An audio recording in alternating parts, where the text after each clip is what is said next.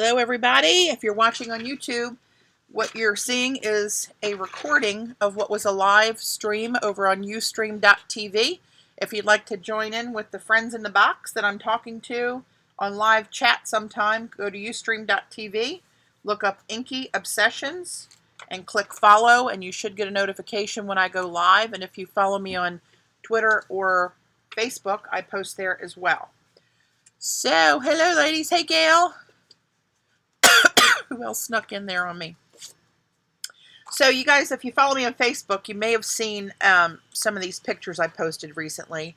My friend Jessica Davies was over yesterday. And for those coming to Maryland, she is the very talented Zentangle. She's a CZT, Zentangle artist, and has volunteered. Hey, Gayla. Hey, Dorothy.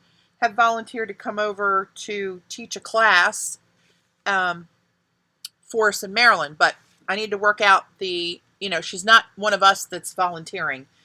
This is her business. So we need to pay her to come in to teach us, and she's going to bring some supplies. So if you're in the Maryland group that's coming this summer in July, hey Eileen, check out our Maryland Art Weekend Facebook page, and I'm trying to take a poll there to see who all is interested. I don't know how I'm going to work it out if there are people that are not interested, because if they sit in the class, they're going to be privy to whatever she does. So that's the hard part to figure out, to get everybody online to do this. So anyway, we'll talk more about that later. But here's what I was playing with this while she was doing some really cool Zentangles. I posted them on the art page, the Maryland art page. But let me show you this one that she did yesterday while we were here. I don't know if the picture will do it justice. It came out so cool. No, there's going to be too much glare. The peach and the turquoise is one of my stencils that she used. She stenciled through it with inks, and then she's Zentangled around it. Let me try to blow it up some. And it looks like the stencil is floating on top of it. It looks so 3D. It's very, it tricks the eye when you look at it. See how this looks like it's floating because she shaded it underneath? It is crazy cool. So anyway, we still do have a few more spots left for Maryland. Hey, Lynn. Hey, Christy, Bunny, Nancy. We have a few more spots left for Maryland. It started after the first couple weeks after Christmas. It started to get a couple more people joining. We have a few newbies joining us. That'll be fun. And some of my old timers. So a few more spots left. If anybody's interested, get in touch with me. Don't know how long they're going to be available, but anyway, on to business. This is what I was doing yesterday while Jess was here and playing with her Zentangles. I got out some Yupo paper, and I've just been obsessed with watercolors lately. We know that I can't draw. I can't do a still life very well. I don't have the ability to do that, although I'm trying to practice with faces. But I always like abstract because I can screw anything up. Hey, Linda. Hey, Kathy. You screw up and it's abstract. I mean, nobody knows, right? So I just started slinging some watercolors yesterday, and I had different kind of mediums that I was throwing in there. I got this Schminky Aquashine stuff I was throwing in there, and some, excuse me, sorry, tried to warn you, but it came out too fast. God bless me. Hey, Tessa. And some of these Schminka, they're airbrush inks. I'm going to sneeze again. Sorry. Some of these, and then I threw in just some regular Bombay white, and I had some, I didn't use this yet, the iridescent medium. I was throwing all kind of crap in there, and I made some of my own little pans of using primary elements, and this, it's a watercolor binder, so I guess it's kind of like a gum Arabic thing. Of course, everything just about is in German, so I don't know, but I mixed some of this with some of my powdered primary elements, right? And made pans of a few of my favorites. I'm going to make more, but I ran out of pans. But so some of those I dropped in here. So close up, hang on, let me move my windows around here so I can see what the hell I'm doing. Hold on. Oops, I said hell right off the bat. Do you hear that?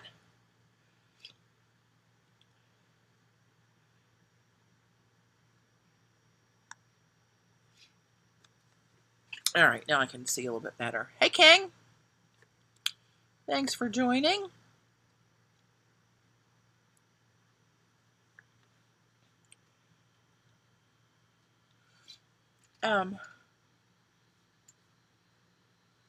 Yeah, and watercolors behave differently on Yupo than they do on watercolor paper.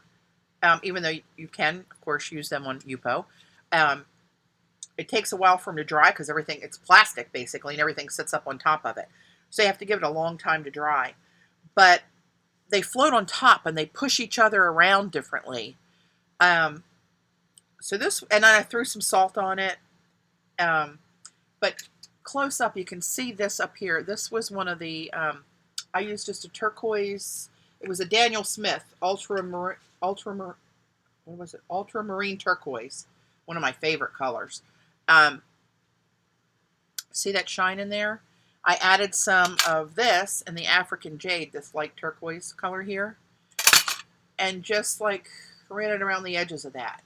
And down here you can see more little shimmers in there. I added, I think this is iris petal, and there's a whole pile up in here. But these splots like this shine, that's the Schminke Shine Medium that I just dropped in.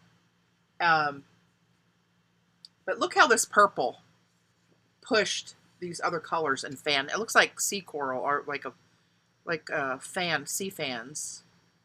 Come on, focus for mama.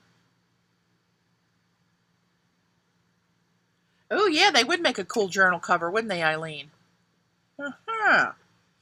But so anyway, look at this. It looks like a hand holding a ball, a moon, or something. It's crazy when you start term. Oh, I think I see a penis. Well, occasionally one will pop up in my work. Coincidence? I'm not sure, but look at this, how this flared out there and fanned into each other, and they just keep moving on the paper. So, and I love this streak of this primary element down there. Isn't that cool? This one, let's do this one first. I kind of did the same way, but first I stamped it with that this palette stamp and stick glue. It's like an ink pad, but it's got glue on it that you use to adhere powders and leaf, glitter and metal pigments and stuff. So I stamped, and they didn't come out great. I don't think I had enough on the stamp to be telling you the truth. But hey, Army's mom, welcome. But yeah, finally, right? No kidding. It's been a little crazy. I'll bring you up to speed in a minute. Once I get painting, I'll need something else to talk about. But see all these primary elements shining in there? Let me see if I can make that catch the light. There you go. You drop those in there, just magical things happen. Look at that stuff. Again, these little blobs are the shine medium. But so I was saying, I used my stamps, and I stamped that sticky glue pad, and then laid foil gold leaf, right, on top of it. And then you just take your fingers and you wipe it, and it sticks to the glue, but you can see where it didn't really work that great. See where the feather's not whole. Some of the pictographs are missing, but it's still a little something in there, and you kind of get the gist of it. But so that's another one that I did. And this one is different. This, I took a piece of Yupo, and I took the Schminke binder medium, and I just put little dots of it all over the paper. And then Leslie from Color Art sent me a bunch of the new shaker containers of the primary elements, which is really handy. They come out really nice. But she sent me a bunch of those to play with. And I pounced a little bit on each little blob of that medium I put on there. Then took a wet brush and kind of mixed it on the plate, on the paper, and let them all kind of bleed together. Sorry. Hey, Tam. Then I took some of the shine medium and plopped that in, and it wasn't moving. Sometimes it just goes and it just blooms a little bit and stops because it's thick, heavy stuff. So I took a skewer and I started. You can see here where there's some streaks there. It doesn't look like it did when I was doing it because it all moved, but you can see different places. See up here in the purple. So you can see those little. Well, can you see it? It's a little bit of a glare. Where I took the skewer and just kind of flicked the stuff in a pattern. And then it still wasn't moving a lot. So then I took a spray bottle and I just sprayed it and shushed all the stuff around and set it aside and let it dry overnight. And that's what I came up with. But look at all the texture. Let me see if I can get a close up. See all the texture that's in there? It's crazy. And look at that green woman that just came out in it. See her with her hands up to her face, sitting in a garden. And there's no penis next to her, so there's that. Look at that red. That red is so vibrant, and it's so crazy. These things are so cool. Where is it? Here it is. Can you see the color in that tube? It's hot cinnamon. That's that bright, brilliant red. It reminds me of a red hot candy. Remember the little red hots? It is vivid red. But the colors it just went crazy on here. It looks so cool. I thought about cutting these up into ATCs, which I guess I could do. But it would be tricky trying to collage anything on top because it's all watercolor, right? So it's gonna do something. Probably not what I want it to do. So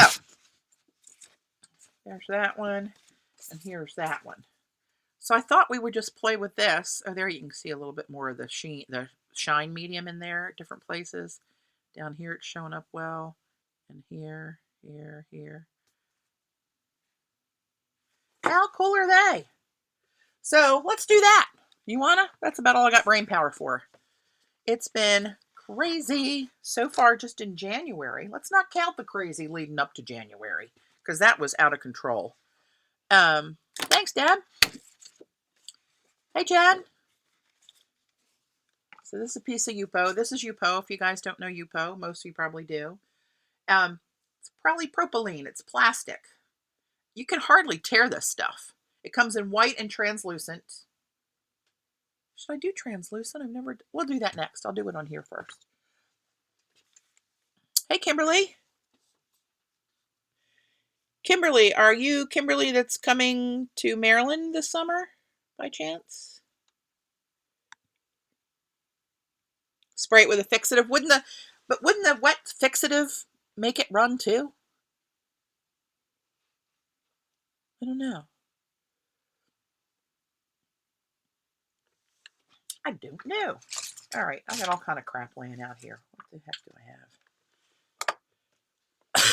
have? Oh, thanks for the link, Jen.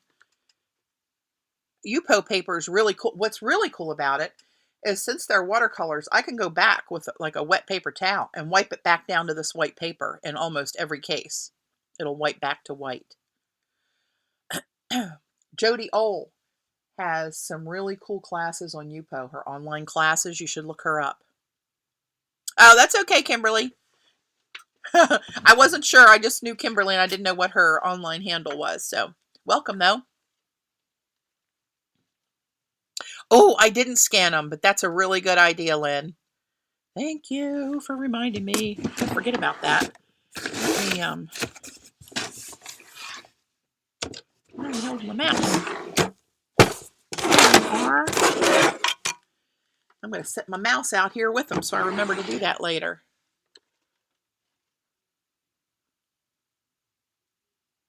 Oh, was it Kathy? That's what Jody did in your Zen class? Cool.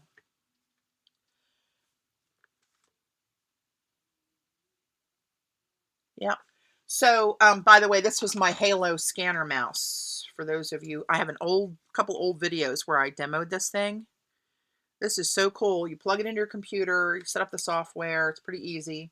That's the scanner right there. So instead of being limited to scan 8.5 by 11 on a bed scanner, unless you invest thousands of dollars for a bigger flatbed scanner, this scans whatever you run your mouse across, like this, no matter how big it is. And you can get these really cheap. I paid like $80 for this thing, and now you can get them for like $19. But it's Halo scanner mouse. They're a lot of fun, and they work really well. It's a little bit of a learning curve. You got to move real slow, and like some of these I put salt on, so there's a little bit of texture. And when you go over that, it's going to bump. Oh, hell, oil just went everywhere. It's going to bump a little bit. You can hear that texture on there from the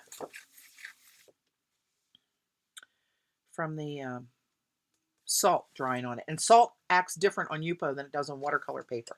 So I thought we would start with Yupo. And you want to try to, when you're using Yupo, you want to try to keep your fingers off of it because it will leave fingerprint marks that make everything you put on it resist. But you can take your brush and kind of scrub it, and sometimes you can scrub it out. I'll show you if that happens. Hey, Sonia. Yeah, that's a fun class. I actually looked at the whole class online twice, and it's been so nuts. I haven't been able to actually do one. I got all the supplies. I got everything ready to go. So speaking of getting ready to go, let's get something moving here, shall we? All right. Let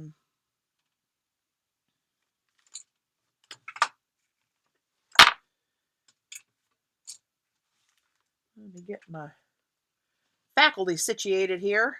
I love these Mermaid brushes, by the way. I was laughing watching Paula the other day. She had so much trouble with them, and I was saying in the camera, it's just like a water brush. It's easy to use. I don't know what she was doing. But she was the only one I ever saw have any problems with them. I've seen a lot of videos with them, so maybe she got a dud batch. I don't know. So let us see what we're going to do here. And I just start out with, I don't know, let's go crazy and assume I'm going to start out with turquoise. Shall we do that? And this is one of my favorite turquoise. It's a Daniel Smith called Ultramarine Turquoise. Yummy. And of course, it's probably not going to come out right. You know what? Let me pull you guys in a little bit.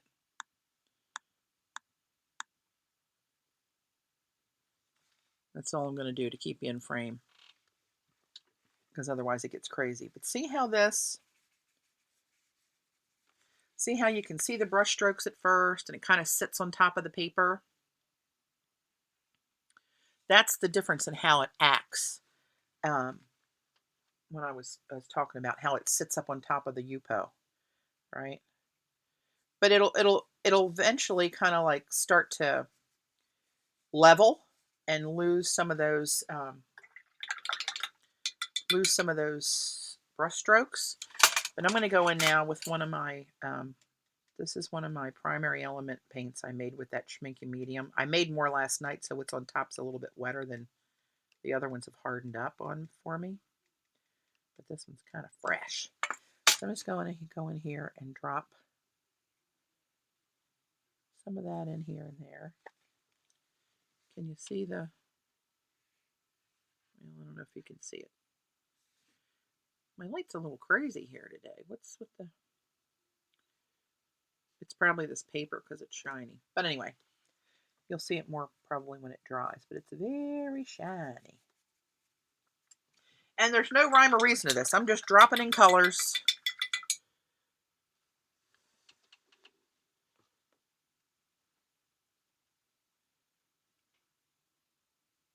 Sonia, I don't know the answer to your question about making it permanent on here, since it is watercolor medium. Watercolor medium. I don't know. What is that Schminke medium you use with the primary elements? That's it. It's a big bottle. It's a watercolor binder for easy grinding of watercolors, whatever the hell that means.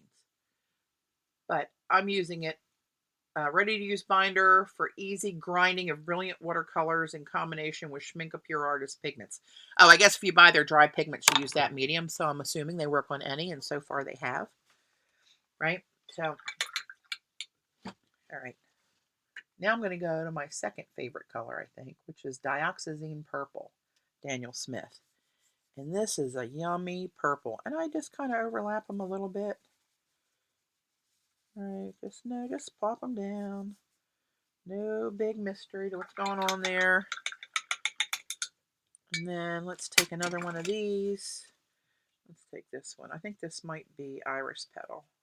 I made a swatch, but it's not in here right now. I'm gonna mix it up there.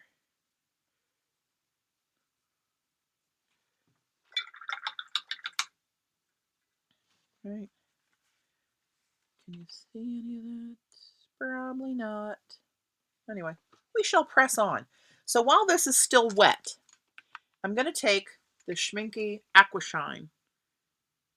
It's a watercolor you can use. It's a Aquashine for Pearl Effects. Patty, what was that Schmincke? Okay, not that one. Now these will dry more flat and less. And I was just using a teardropper to pick some of this up. And I'm going to put it where it's wet. Because if you put it where it's dry, it just sort of sits there.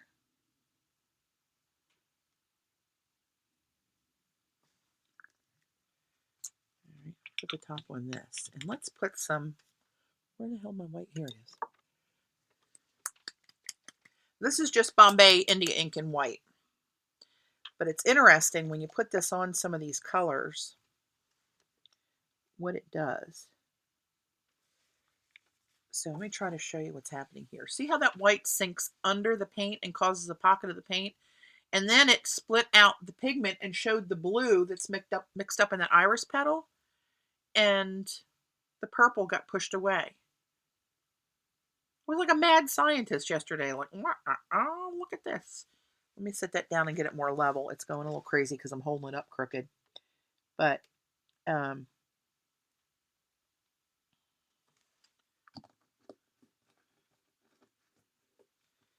we'll let that do its thing while it's sitting there a little bit. Where these primary elements are blending up here. Hello, lover. All right, I'm going to take a skewer and not make the same. I had a bubble, busting the bubbles in here. Get out of there. I'm busting the bubbles. Or not. Well, I've never seen a more stubborn bubble than that. How is it I can put a hole right through it and it still, there we go. It still stays there. And then I'm going to put a little, you know what else I got? I found these Clorox bleach crystals, right? Kind of like salt. It says to use Blair 201 or Krylon when we don't want to have done to change. Blair 201. I got to write that down. I never even heard of that. Or Krylon. I think I have Krylon. Thanks, Kathy. So these little bleach crystals, I'm going to put a few of these where it's still wet and see what happens. Because I can. It's drying pretty fast. Well, I have 2 space heaters on down here. She's a little chilly, gotta tell you. Whew. Strong bleach smell, though. Blair product is often used by toll painters. Oh, who knew? This is salt. Let's throw a little bit of that in. This is drying pretty fast today. It didn't seem to dry this fast yesterday. I got to get it in the wet spots or it's not going to work. All right, now let us continue.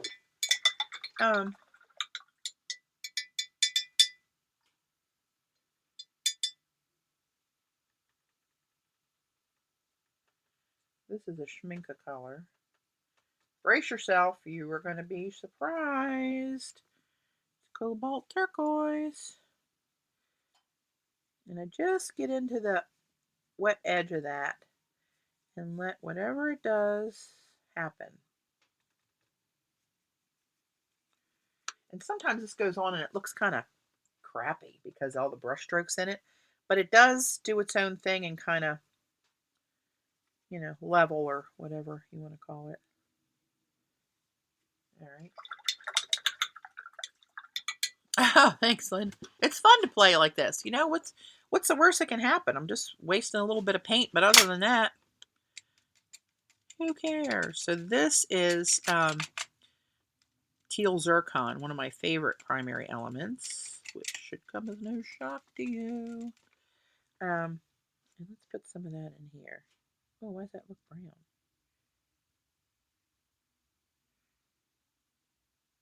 I liked how, like, some of the streaks. Let's just go all the way up with that. When you get that streak of that primary element through the finished product, it looked pretty cool. Pretty cool, actually. Let's try something else. Let's do, I have some liquid, here we go. Dr. P.H. Martin's Radiant Concentrated Liquid Watercolors, right? This one's called Juniper Green. This is one of my favorites. So let's try putting that in here, just a drop of this, and see what happens. I didn't do this yesterday. Oh, hello, concentrated watercolor.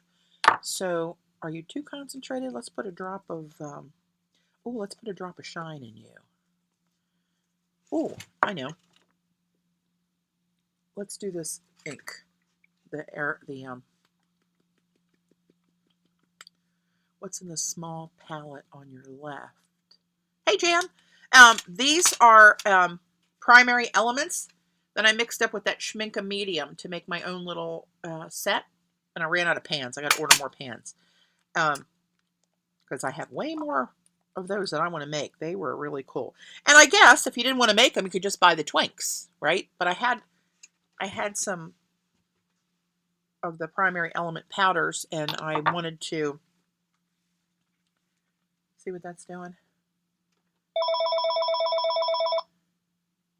See the golden there's turning a little bit green. And see how that migrated through that? How those two kind of mingled. How stinking cool is that? Yeah, baby. All right, let's bring in some opera pink. Another favorite. This is a Daniel Smith.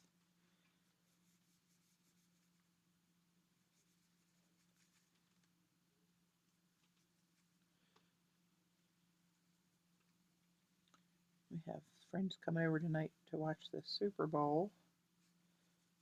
Thought I'd try to sneak in a stream before I forget completely how to do it. I also have the Jane Davenports. I'm going to mix some of hers in there too. I'm really impressed by those for the price of those colors. I like them, but I'm easily pleased. And I'm not a watercolor specialist, although I have a whole lot of stuff. You would think. Yeah. Well, but anyway, that's another story. I'm a supply hoarder. I can't help it. My name is Patti, and I hoard art supplies. Shoot me. Maybe somebody should.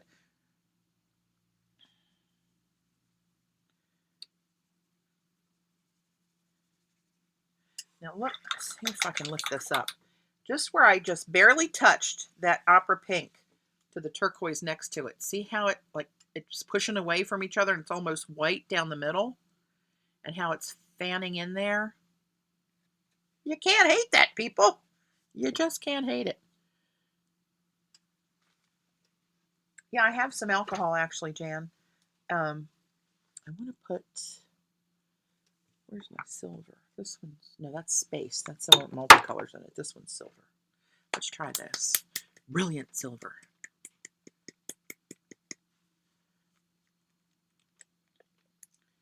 Let's try a little schmutz of that, shall we? Ooh. Hello, lover.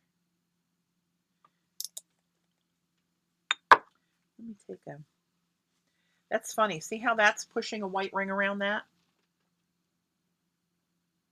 Isn't that funny how that acts like that? And over here it didn't do that. And now I see some of the pink coming out from underneath this silver. These bubbles, I'm telling you, they're a pain in my tuchus. Yes, they are. Do I want to mess with that? What the heck? This is all I was doing when I was talking about messing with these yesterday. Just dragging a skewer through it and making some lines in around there.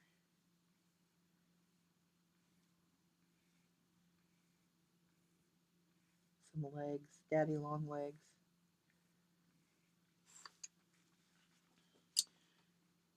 See, that's all like that, but it'll continue to move a little bit.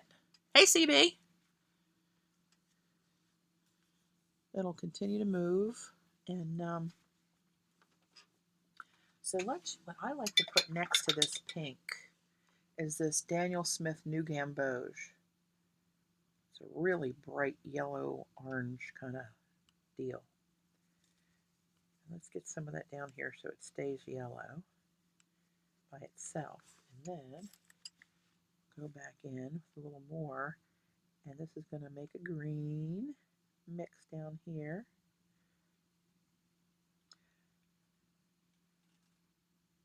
And now when we do this, this makes a really pretty hot coral color where these two kind of have their way with each other.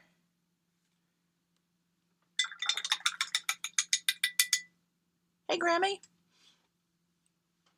Ooh, gotta move the space heater. Holy mama, that baby, once it catches up, it's all over. Let me throw some, where is it? Just had it in my hand. Well, until I can find it. Oh, there it is. Salt. Let's throw a little bit of white in this spot. See what happens. To see how much more that white's traveling. Maybe I can bring in one more click. I don't want you to miss that stuff, but it gets to a certain point where I'm out of frame and I don't have a comfortable reach. I know, right, Joan? You need your sunglasses? It's crazy. I want to put in here, since this is going to go green anyway, I'm going to go over here. I made this new one last night. This is Midori Melon primary element with that Schminke medium. And let's drop some of that on the, oh, mercy. Look at you. And where's my gold? Silver, space, and gold. There we go.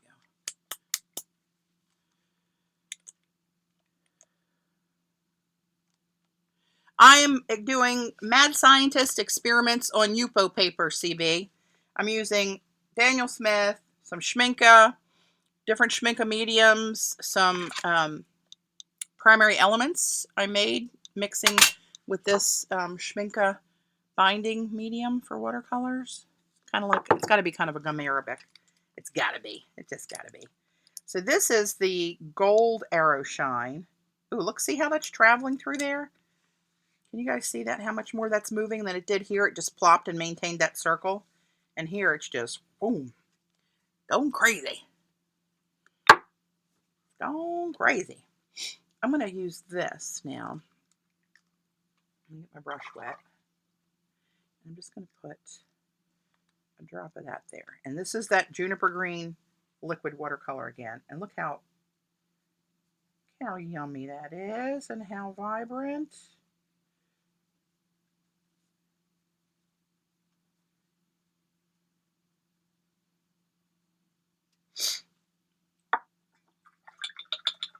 Oh, Mama loves you. But next to that, I'm going to put some more of this dioxazine purple. This stuff really causes a show to happen. Mama like. Let's get some of that on here. Look how dark purple that is.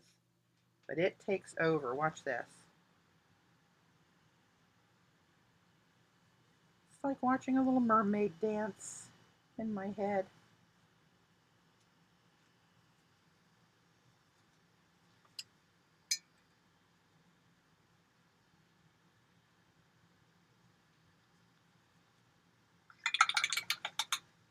Let me see if I can do this without hosing it up. Can you see how they're bleeding into each other there and causing that white line, and where they're like lavender and the turquoise is going into the purple?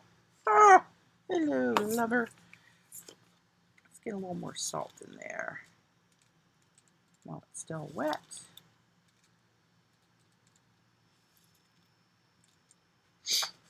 And let's try, what do we want to put on there? Let's try this iridescent medium. I haven't tried this yet. This is a Winsor Newton. Focus would be really good. Wouldn't it be fine? Just nice if you'd focus for me once. All right, well, you're going to have to trust me. That's what it is. Patti, can you show that front of the bind? Oh, yeah, sure.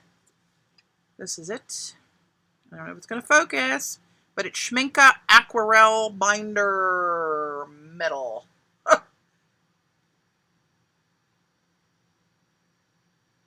It's heavy. It's a big jar. It'll last longer than me, probably, especially at this rate. I'm telling you. All right, this, I'm going to find my dauber, my little eyedropper. Oops, and I got shine medium on everything. Let me rinse that out a little bit. All right, let's try a little bit of this in these wet spots and see how that travels. Oh, it's traveling a lot in that juniper green.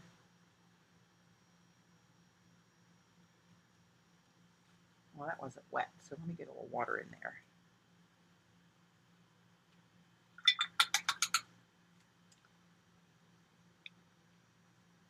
Yeah, that kind of flopped on the turquoise. As much as that this purple pushes colors, that's maintained its little sphere. And look what this one's doing. It's blooming up there.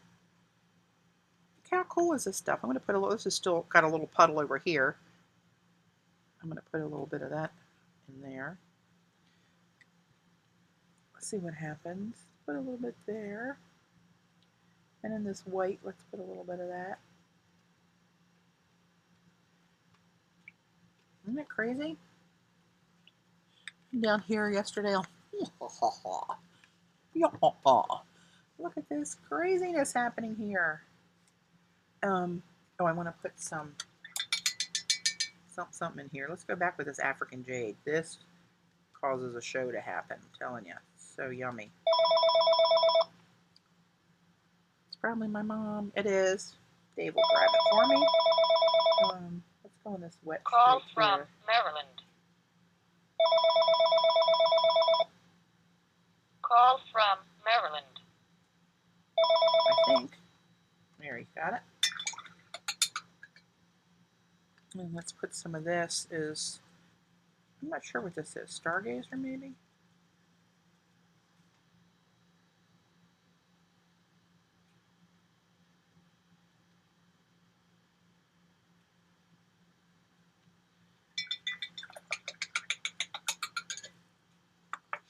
All right. Let's try, hey, let's try Mermaid marker. Let's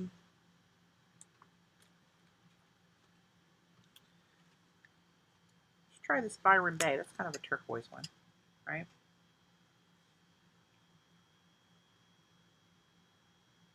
See, mine flow really nice.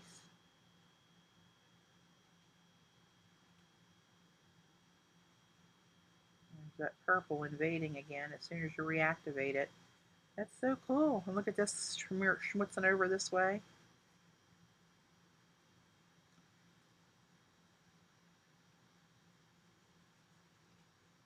I'm going to go all the way around that purple because that's doing magic right there. Magic, I tell you.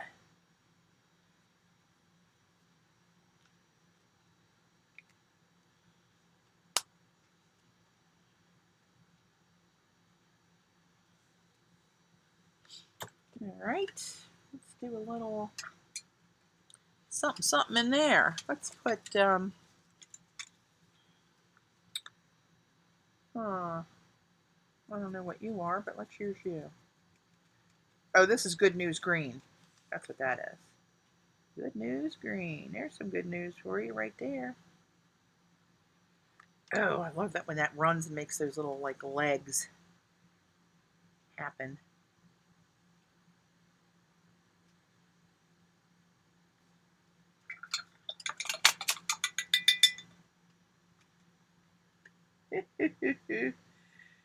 Oh, mama like. Let's see, what else? Let's go back to the shine. We want the shine or the iridescent medium? Oh, let's try some of this. Oh, look at this. These are those dried aqua bronze Tro-Col.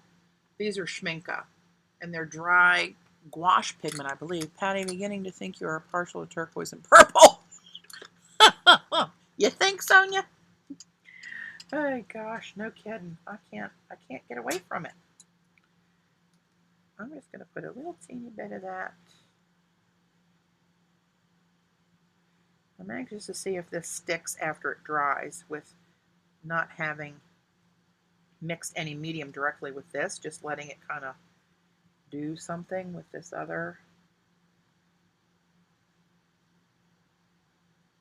bit that's on there. I don't want it too thick because obviously what's on the top isn't going to come off of there. All right. Stop while we're ahead on that one. Eileen, you missed the penis. It was earlier. Yep. I had one in here somewhere. Oh, here's kind of one. Looks like it's got a bow on it. They're all dressed up. Oh, Lordy. You women. So nasty. All right, I'm going to put a little bit of water in this to mix that in a little bit.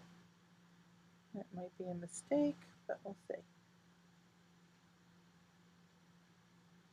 This looks like literally liquid gold when it's emulsified with the water. Is that the right word? Liquefied? I don't know. Let's see if I can get that up there to show you.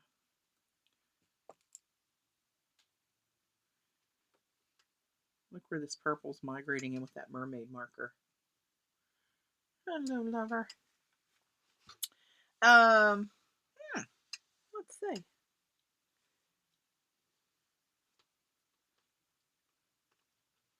Let's do. This is a Schminka. I forget what it's called. May Green, I think it's called. I kind of make the blob all by itself to get some of the true color there. And then when I have enough of that on, then I kind of go up and let it talk to its neighbor a little bit. Come on down. See me down here. Let's see what we can do pretty. Yes, that's what I do when I'm by myself. That's how I talk to my... Hey, Jerry. That's how I talk to my watercolors. But look at that, where that green is meeting that mermaid marker, what it's doing. You can't hate that, people. You can't hate it. So let's get something shiny in there. This one's called Beach House. Let's use Beach House.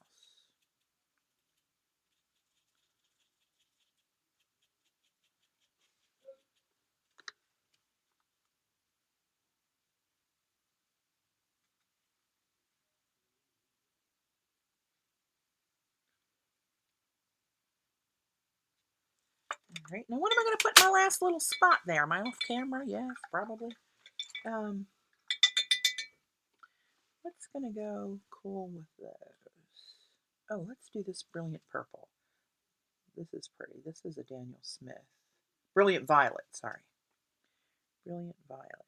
And it is brilliant. Oh, I got some of that gold on my brush there. That can't be a bad thing, can it? I don't think so.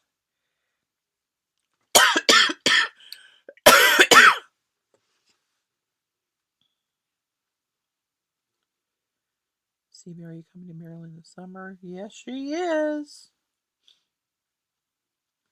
We got a few Marylanders on board here today. Kathy and Gayla and Gail and CB, Jan, who else? Tam. All right, now I'm going to go up here and touch into this and see what happens with this gold. That gold seems to be, oh, look at that. Can you see that? What's happening? Look out, what's happening? That's just taken over. That's cool. And let's get a little, let's try a little bit of this. I forget what this one is. Iris petal, I think.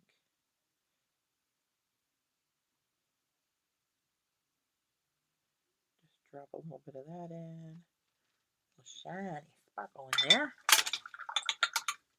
Let's try, I haven't used some white in a while. Let's try getting a little white. Patty, please welcome my friend Jerry. She's a newbie. Hey, Jerry. How are you? Any friend of Tam is a friend of ours, that's for sure.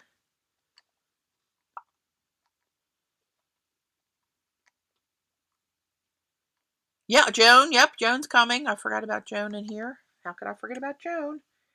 All right, let's put a little bit of white. Wow, look at that, what that's doing. That one little drop's going crazy. Let's put white in the gold and see what happens. It goes under the gold and causes like a bubble. That's wild.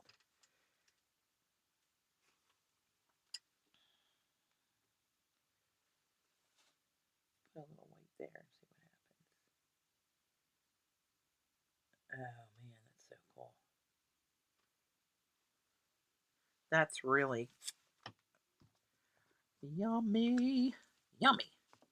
Let's see, what else can I put in there? Let's put, just for gigs, over in this corner, let's put a drop of this chartreuse. That's the P.H. Martin chartreuse. And let's put a little iridescent medium. I'm just going to stick my brush in there a little bit. Get a little bit on there. Wow, that really travels. It's funny how some of these things that are similar products, when they drop into certain colors, they just sit there. They don't do anything. But when, yeah, this white, just India ink, CB. But some of them, when you drop them into other watercolors, they go crazy. Now I'll try to show you what I have here. Oh, you know what? I might drop some more salt down here a little bit. I have a little bit of wet now.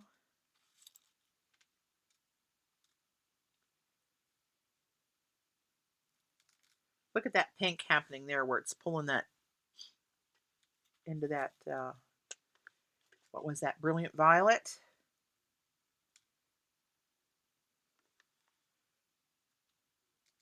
All right, don't need to overdo that. I don't have the hang of when, what's dry enough and what's wet enough to put salt in it to get the right effect. Plus, it all comes out different on Yupo than it does on watercolor paper. It really like merges and joins a whole, it sucks up against the Yupo paper, and you have to really scrape it off, more so than I've seen it happen on watercolor paper. I think we're somewhere around 22 or 3. Kathy, 30 is the max, and I have a couple other people that are on the list that haven't paid yet. But say that they're going. So I'm gonna take a little bit of the Schmincke dry silver and just put a little tiny bit in this wet stuff here still. Let's mix the silver up with this gold. How bad can that be? All right. Patty, I have no idea what I'm going to use it for. I'm just like playing with experimenting to see what different products do with certain colors, because I don't know anything about, well, I know some things about watercolor, but not a lot, and I want to know more. Let me try to turn this sideways so you can get more in frame and try to give you close-ups of what's going on in there without tilting it too much. See where that white blew that purple out to look hot pink?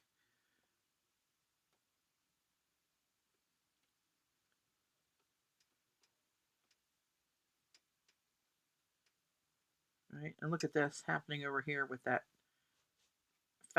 ultramarine turquoise and that dioxazine. How they swim into each other right there. Ah, mama like. And see where those have moved back to look like little dots around those silvery, shiny circles there, where I pulled it out with the skewer. And here's more of a different turquoise mixed in with that dioxazine. I can't tip it enough for you to really get the benefit of the primary elements that are in there, because some of it's still wet and I don't want it to run too much. But anyway, I'm going to set this aside. We'll come back and look at that later before we go.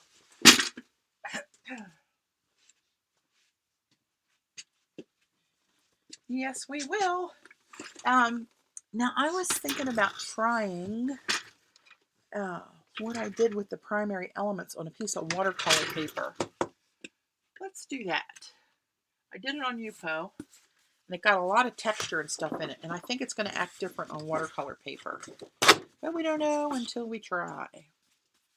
So we shall try. So this one I did last night, or yesterday. This one. What I did here is what I'm going to do here.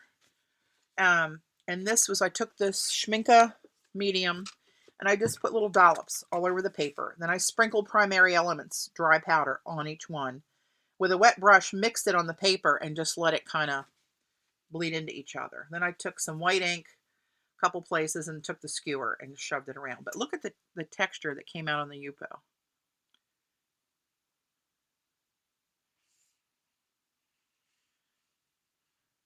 There's the little green lady.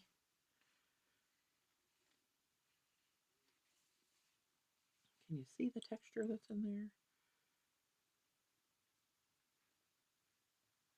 I mean, and look at the shine from the primary elements in there. They're all primary elements, so it's shimmer all day and all night. Anyway, that's what that looked like on Yupo. Let's give it a go on here. Patti, what are you going to do with these? No idea, Jen. I might not ever do anything with them. I like Jean's idea of a journal cover, but I have to figure out how to try to make them more permanent and to be handled. Might cut them up into ATCs, but I'd want to like layer stuff. I mean, they're so pretty. I don't even know if I want to cut them up. I mean, if I'd want to layer on them, collage on them or whatever. I don't know. To answer your question, I don't have a freaking clue.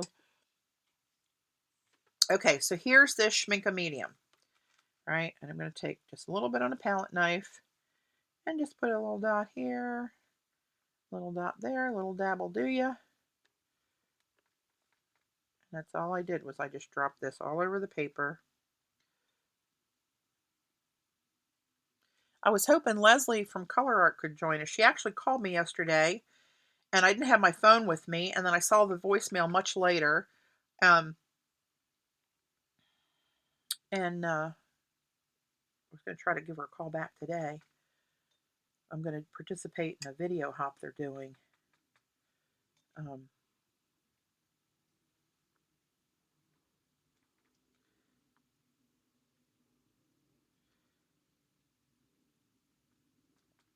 All right. Where's my baby wipe? There you are. You get light coats of fixative on them. Yeah, I'll have to, cut out shapes for collage. There's a ton of stuff. But only thing is, I can't put, well, I got to figure out how to seal them. That's what I got to figure out first, I guess, before I do anything else with them. So I'm going to put this lid back on there. And let's grab some of these bad boys.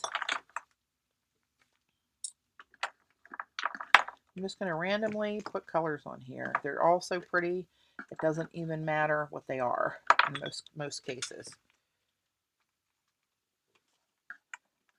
These are some of the ones she sent me to play with, these new shakers. All right.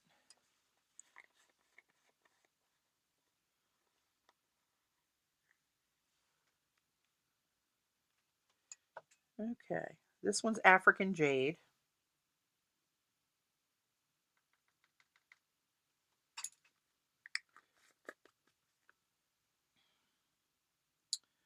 Are you going to focus?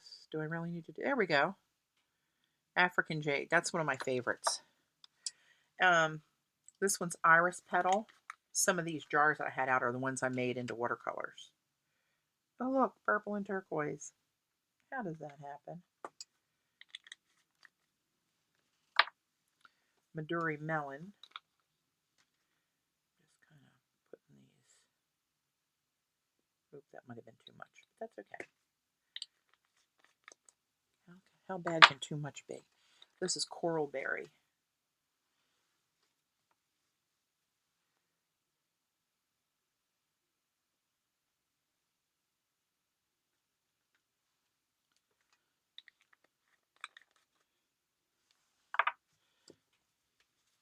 Alright, let's get, what's this? Orange peel. See these new little shaker lids? Now that I let my fingernails grow out, I can't get a hold of them because they're too thick with that crap, that acrylic still on there. There we go. Can't function like a normal human yet. Let's see. This is orange. Where do we want that to go? Let's put it down here. And see, that just shakes on there. Just a little teeny tiny bit. Blue Bayou. Let's put you right there, Blue Bayou.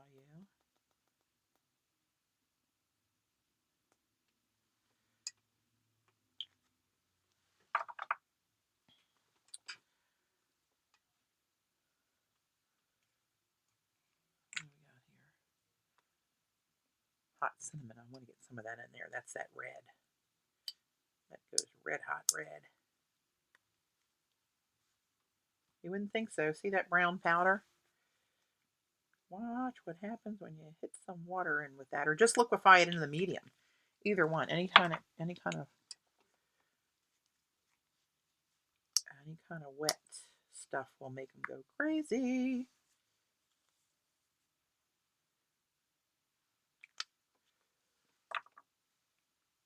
Get some gold on there, and I'll make some yellow mix in and make these kind of blendy.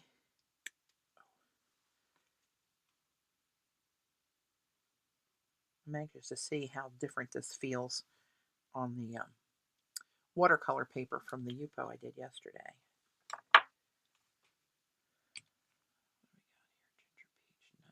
Oh, olive vine. I want some olive vine.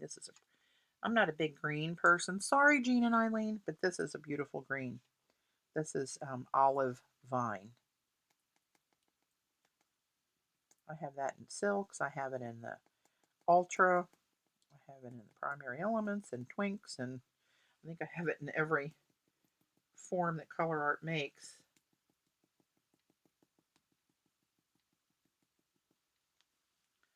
Some of the powders have different thicknesses and consistencies, and some of them fall out of there, and some of them need a little coaxing. Stargazer, that one's always pretty. How can it not be pretty called Stargazer? I ask you. What's this? Teal Zircon. That's my favorite, so we got to have some of that in there. I mean, let's be honest. Who am I kidding?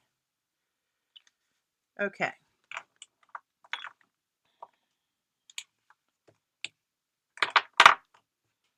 All right. Let's see what happens here. I think, did I use my, how did I, oh, crap. Oh, great. Here we go. Right off the bat. I don't remember if I used my palette knife. I think I did.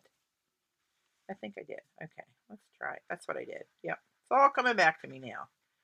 I smushed them up a little bit with my palette knife. All right. Watch this. Watch what happens. See that brown?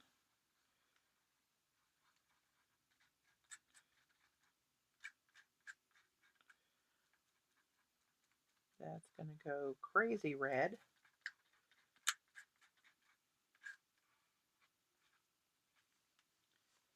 All right. I forget which one's which. I think this is Midori melon, I believe. And that one looked turquoise, but it goes a lot greener, like you would expect a honeydew melon, sort of ish to be. Or Midori liqueur, which I'm more familiar with than the fruit. Oh, mercy. All right.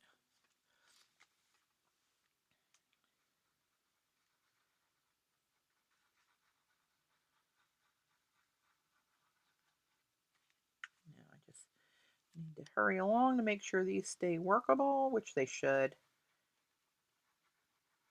Oh, that's coral berry. Hello, lover. Look at you. Let me get this away from myself here. This is my African jade.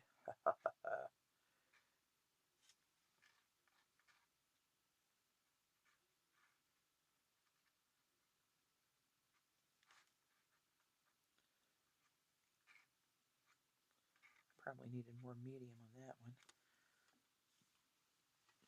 Hey, Donna. Hey, Ghost.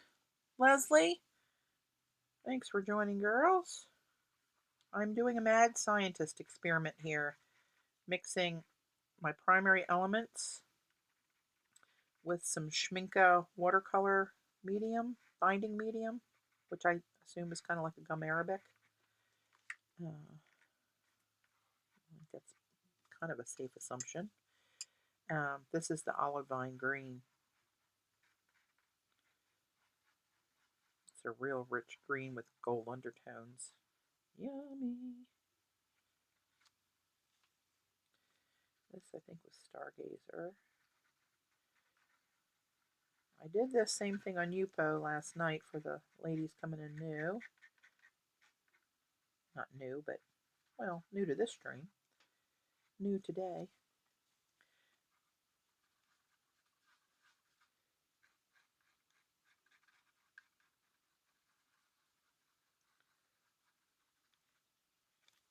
right. And teal zircon. And we're ready to slap some water on here and see what happens.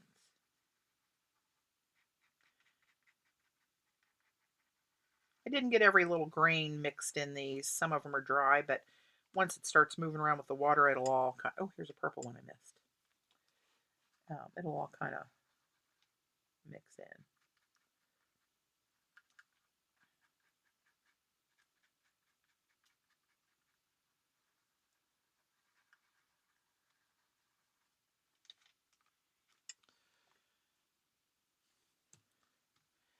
Okay, so now you can kind of see what we got there, right? All the little piles of schmussed up pigment with the medium. And here we go. So I'm just going to go water and start spreading these around. And I'm expecting different results because the paper's different. This is going to absorb the watercolor more, where before they just lay. So I'm expecting these aren't going to travel as much, blend as much. But I'm going to hit them with some water at some point too, so, and some inks. So we'll see what happens.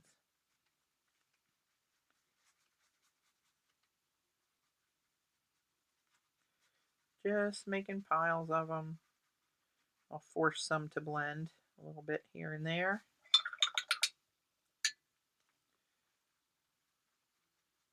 If this doesn't work the way I want it to, I'm going to go back and do it on Yupo because that was fabulous. So pull some down there and force that to mix a little bit. Don't mess with me, I'll make you mix. Oh yeah. Yeah, this is acting completely different. Yupo makes it more fun. I can tell you that.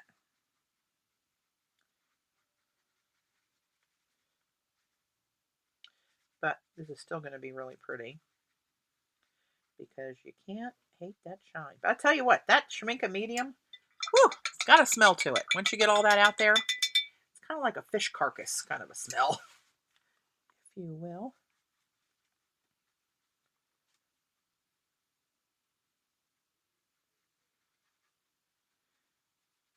I kept thinking when Jess was here yesterday, I was like, do you smell that? And she said, no, I don't smell anything. But something smells like kind of rotten, like a fish carcass with a bad egg on it. And then she walked over here to pick up one of my stencils and she was like, oh my God, I see what you're talking about. But watch this red, this hot cinnamon. Like, hello, lover.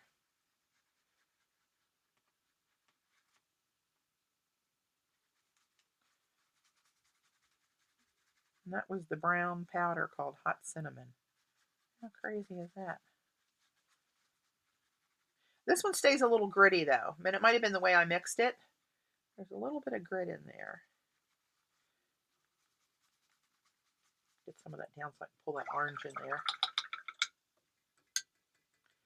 Let's get some of this going here.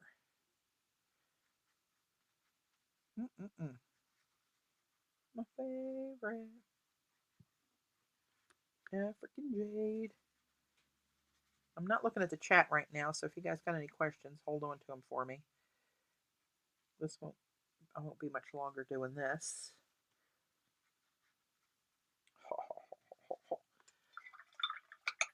Patty, put a few drops of alcohol on the UPO and see who it blends with the primary elements you have done. I will do that. This one's orange peel. Let's get some of that going with the red there. How bad can that be? Not bad at all. Ooh, look at that. That's a pretty color. Blending those two.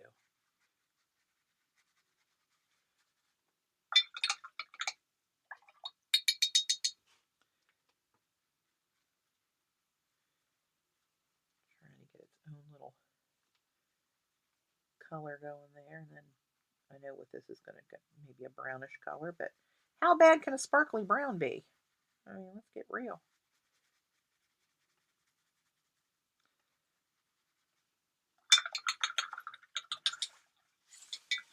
Yeah, this is acting completely different. And of course I wasn't paying attention. It's almost all dry for me to go back and put inks and stuff in. I might try it anyway. I mean, it's just an experiment.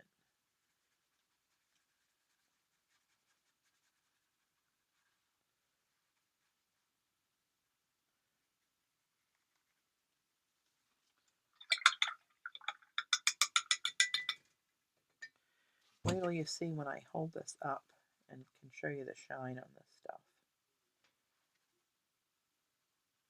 And I want to see if this medium makes this actually stick like a, oh, that makes a pretty turquoise, those two. Oh, look at you. Let's get some of you up there. See what you do with the African jade. Huh. And this one, last but not least, is Coral Berry.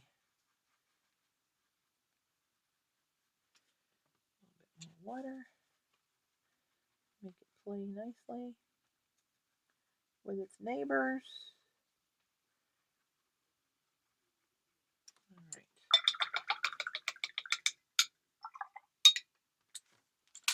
Yeah, completely different experiment on here, but you can see, or maybe you can't. God, that stuff stinks. I don't know if you can see the there you go. See the shimmers in there? You can see them more once they get dry because the water, the wetness kind of reflects it back and you don't get the appreciation of the shimmer. But let's, just for gigs, let's throw some, let's try some of this iridescent medium in here on these couple little wet spots. That's wet. Wet, wet. Not so much traveling.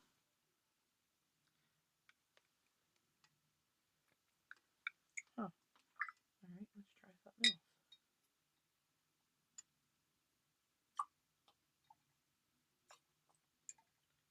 Trying to rinse out my eyedropper. I think I let it sit too long. Nope, may have lost a dropper. That's all right. Let's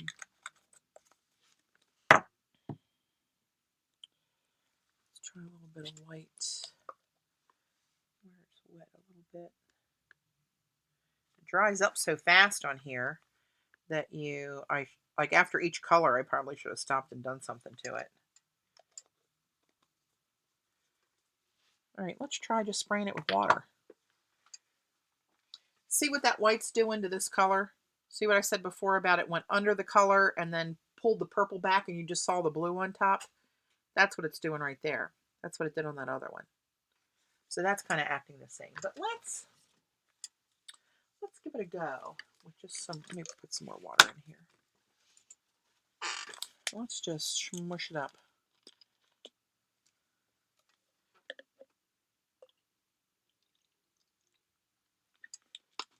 All right.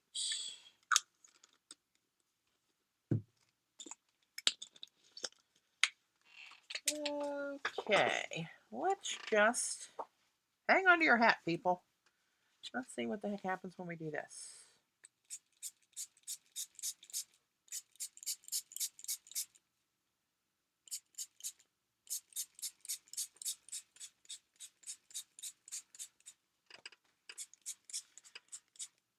That's better.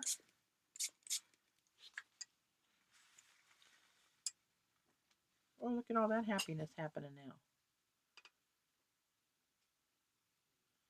See what they're doing? How they just float and make nice with each other.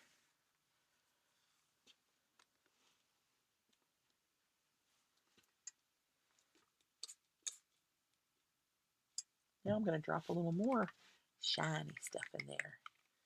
Since this kind of played nice, and some more white. Let's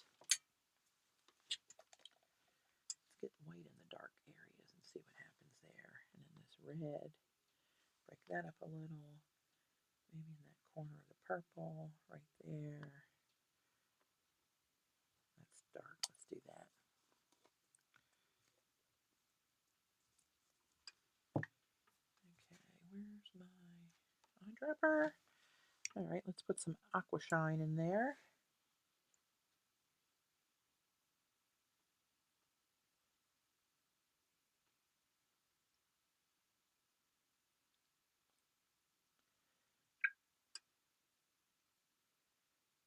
This is really pretty where all this ran together.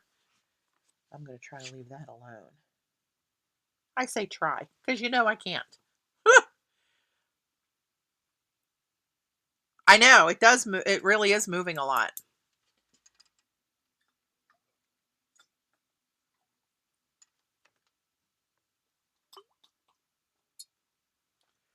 All right. Maybe a couple of the gold. This is the, hey, Welena.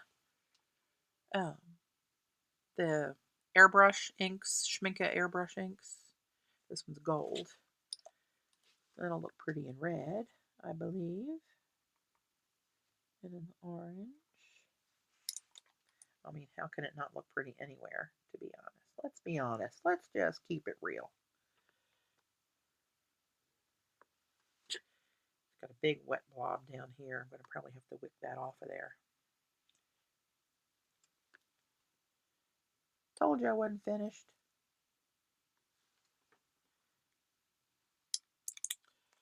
Patti, the abstract looked like a really vibrant version of the fabrics I dyed yesterday. Ooh, cool. I'd like to see pictures of those, Dorothy. Look at this. I'm going to have to let that run off. That's too much. Ooh, you should see that colorful little puddle, though. It almost looks like a butterfly. There we go. Now we got a butterfly puddle. Oh, it's out of frame. Oh, now it's not a butterfly.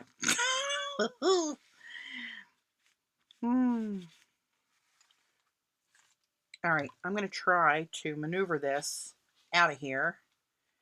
And, but look at some of what's happening in the center, like in this region right here. I don't know if you can see that. I'm not going to tilt it.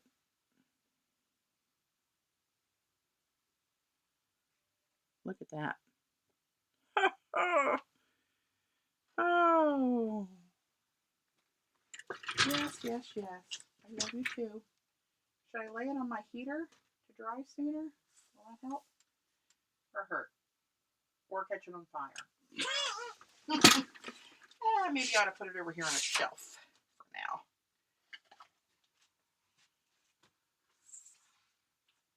There we go. Oops.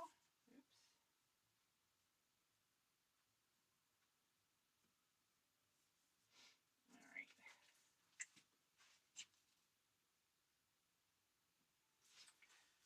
Groovy. Oh yeah, I got wet watercolor drip all the way over to that shelf. Look at that. Oh well. So let's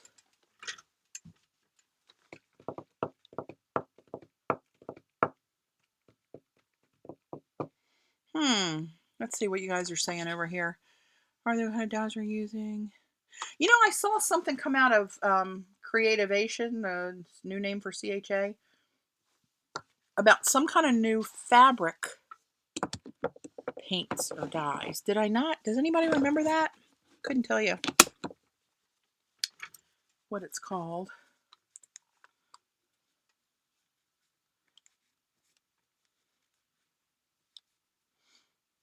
Oh, I'm going to show you guys a picture. My little stink. I call him Poop.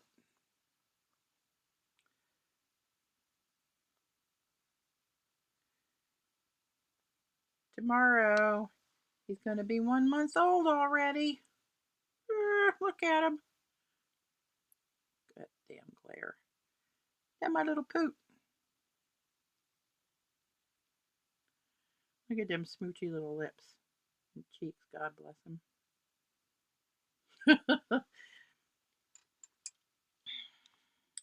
Chelsea sent me another picture this morning. She said, we're headed to church. Look at his little outfit and his shoes. Little turd. Oh, unicorn spit. Yeah, I think that was it, Jan. And my little Poop. We'll have a story to tell him when he gets old enough. I told Chelsea I was going to give her my hospital bracelet to match, to go in his baby book with theirs. So they can tell everybody how Aunt Pappy snuffed it right after he was born. Yeah. 2 ER trips later. We had a birth in the family. We had a death in the family. We had Mojo's whole issues that's not good. And I took Dave to urgent care yesterday because he sounded like he was going to blow out a lung, coughing, still from Thanksgiving after 3 other doctor visits and a couple different rounds of drugs. So, anyway, it's been a hell of a month, I got to tell you.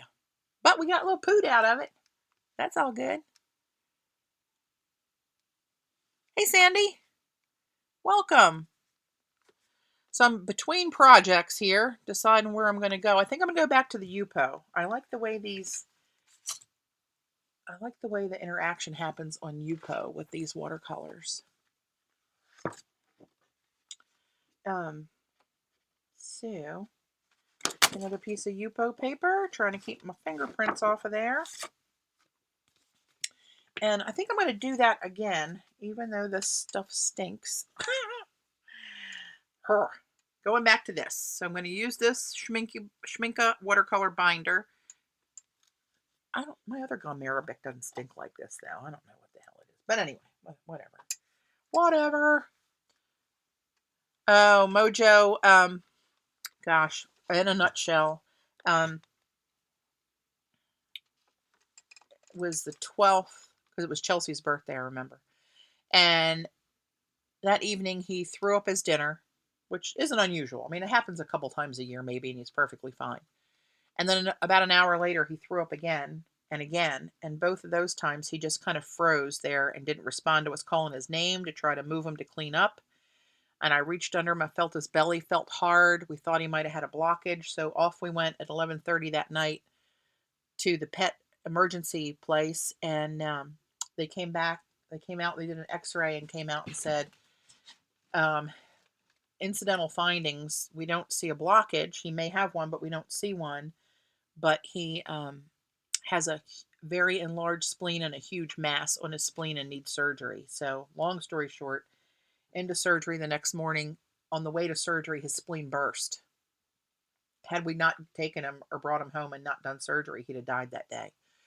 But anyway, sadly, the news came back that he has hemangiosarcoma, and which is not a good outcome for he's perfect now. He's recovered from the surgery. You'd think he was 3 years old. He's strong. He's happy. He doesn't know that he's sick, but they say 3 to 6 months maybe. The spreading and the effects of it are going to come back, and he will have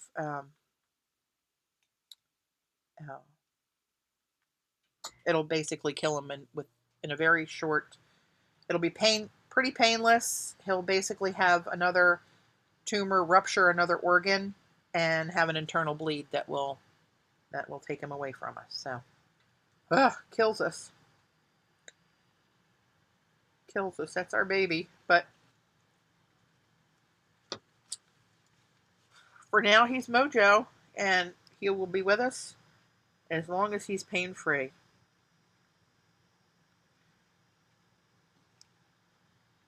So, yeah.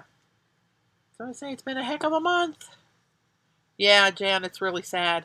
Kills me.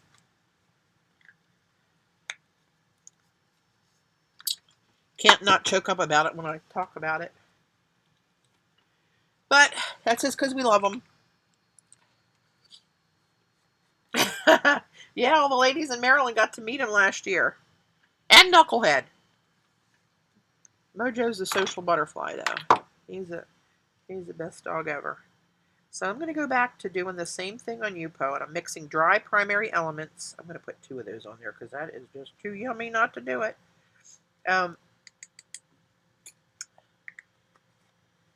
Yeah, it's not good, but we'll do the best we can by them, and love them and spoil them while he's here for sure. You can believe that.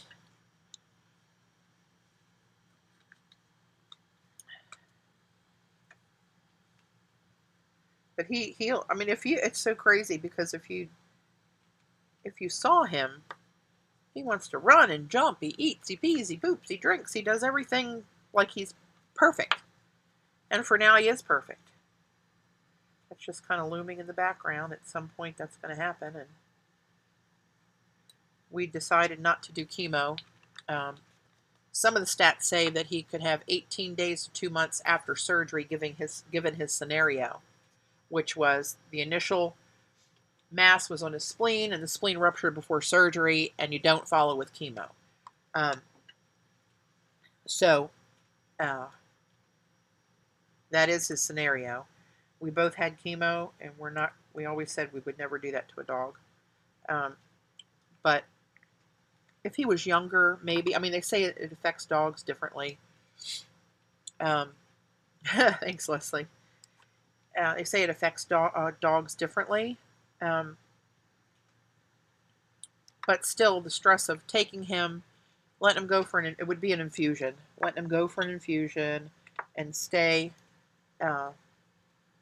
taking him every couple of weeks and go through the stress of that, when in fact he might not even make it long enough to reap any of those benefits. And they said it might buy him an extra 3 to 6 months, but he might not be here to see the 3 months in the first place. So it's,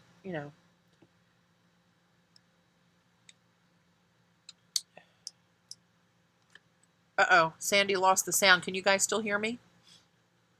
Can you hear me now? I'm going to put a little bit of that down here too. That's that red, that hot cinnamon. Oh, there you go. Okay, good. Yeah, Jan, if you've gone through it, you know what? It wouldn't happen to him in nature, and he apparently he's so special we can only have him for 9 years. He just turned 9 December 30th. But maybe he'll break a record, and we'll get him. He'll have him around with us longer than 6 months. I mean, who knows? We don't know. The primary elements are by Color Art. They're the ones that do silks and twinks and the ultra metallics. Let me see. Let me get a bigger jar so the label's bigger.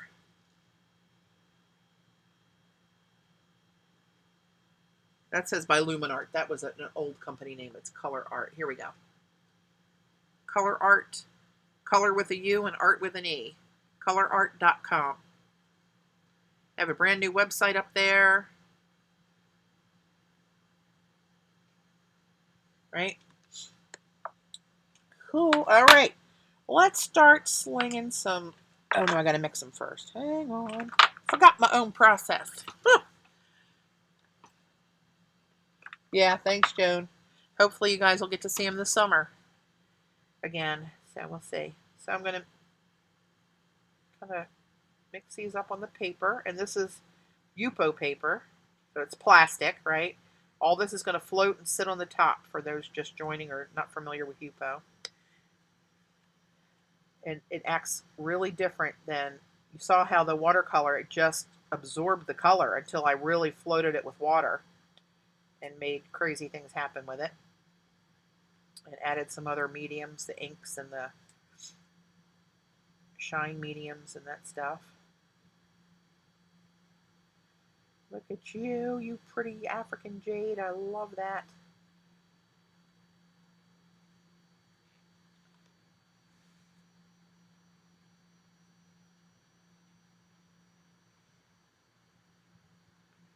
Oh, you know what I'm going to do?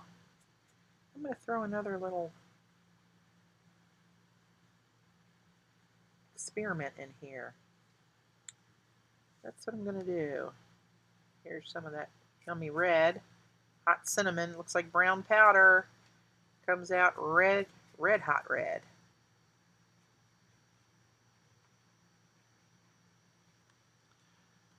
I wonder if you would get the same result on glossy photo paper. I don't know about that, Leslie. And I don't have any.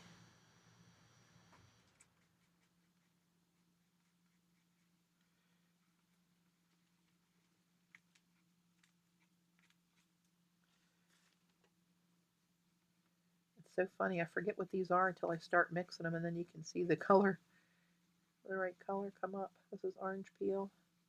That's kind of brown too, in its basic form. I think this is iris petal. That's really a pretty one. It's purple. I think it's purple with a blue mica in it. All these primary elements are like two-tone colors. Like the basic powder is one color, and then the mica that's in it is another. Like this one's purple and blue. And I forget what all the proper combinations are. But you can see this one has some kind of turquoise and green in it. And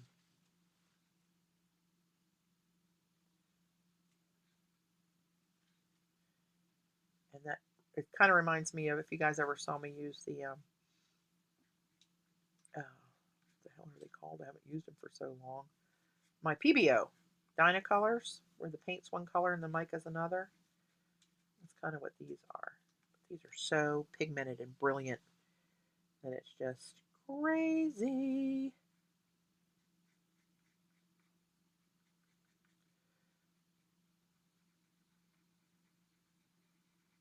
I wanted to text Leslie this morning, but she's on the West Coast, and I didn't want to wake her up too early with her text going off. That always happens to me. I hate that. Somebody will text me and thinks I get up at 6 o'clock in the morning, and I don't unless I have to. But I use my phone as an alarm clock. Hey, Ange. Hey, Marion. I use my phone as an alarm clock, so it's right next to my nightstand, and I always hear that. And then I think it's an emergency, so I have to look at it, right? Like, who else is going to text me that early in the morning unless somebody's on fire? Okay, so now what I said I was going to do, I'm going to do. And I'm going to take my Mermaid markers. This is the Pirate's Gold. And let's see. I'm just going to make some lines around the parts that they would blend nicely with, right? Right.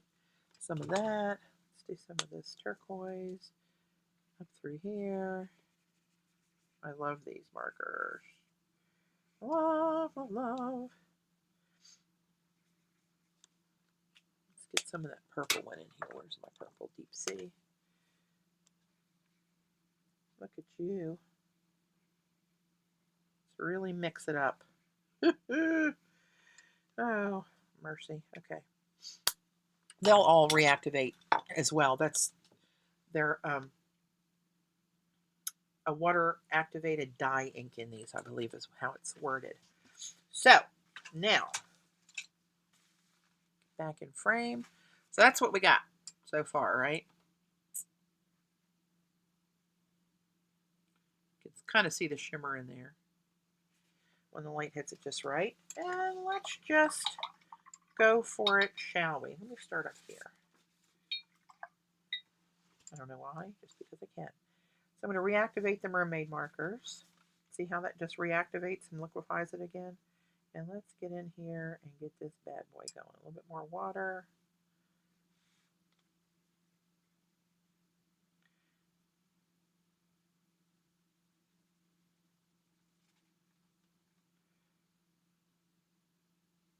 I had too much pigment on that primary elements there. That's kind of, but see how it floats on top where the other one, it just like melted in? Patty, if you answered, I had. Oh, sorry, Marion. I didn't even see the question, dear. I'll pay attention now. Go ahead and ask me again. Ask me again, please. I missed it. Sorry. Michael's only got 3 packages in there. 3.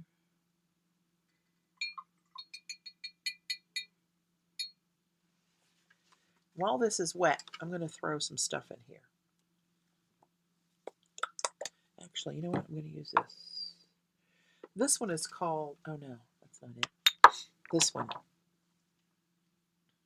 This one's called Space. It's got multicolors of stuff in it that's real fine. You can't really tell, but it says it does, so I believe them. Well, that's wet. I'm going to get a little bit of that in there and see what happens. Whoa, look at that travel over there.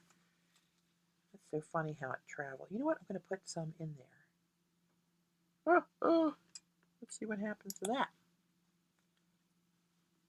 Yes, they're all well, the Mermaid markers are not. They're not shimmery. They're just a flat dye ink. And you should see what's happening right there. Oh. See where that's, where is it? Right there, where that's traveling in there. I know it's kind of dark on camera because I can't really tilt it just yet. Marion. Yes, about all the colors being shimmery. Yes, they are. They're all primary elements and they all have shimmer and shine in them. Let me get this liquefied here.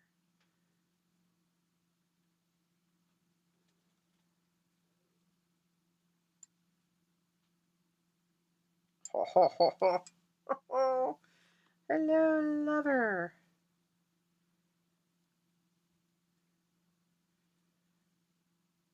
I might have 2. Look what this white's doing in this corner. Can you probably can't see all the little intricacies that I see on this, but trust me, it is lovely. I just have a play. Get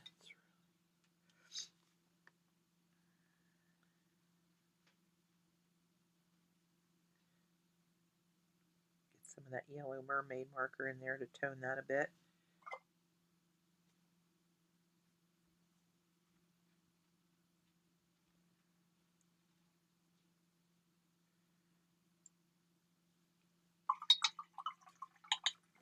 That is so cool what's happening there. I gotta try to show you that.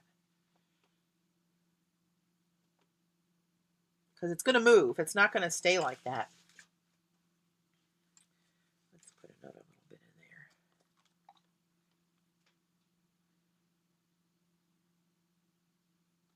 That's just white. Put a little blob right there.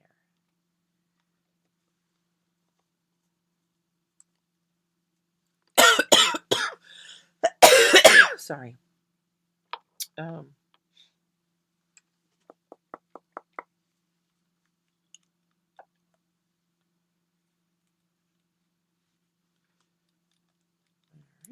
let's get a little bit of this.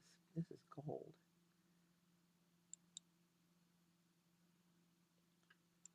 Let's put a little bit of that in there and there.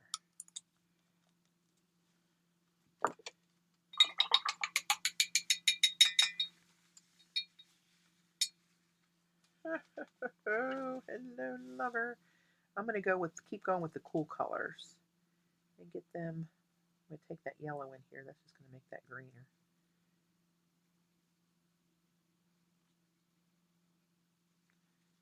Maybe it's not. It's got purple in it. It's probably gonna brown it out a little bit, but that's okay.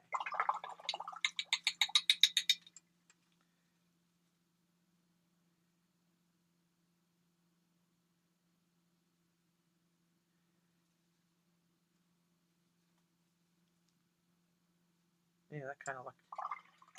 That's a little murky, but let's see. It might come back. Look at that red. I got some of that gold in there. That's doing kind of cool things.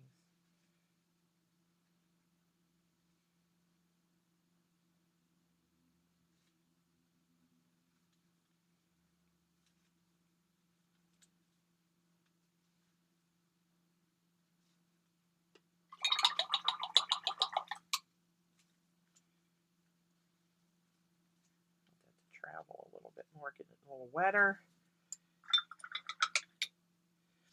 Let's put a little more.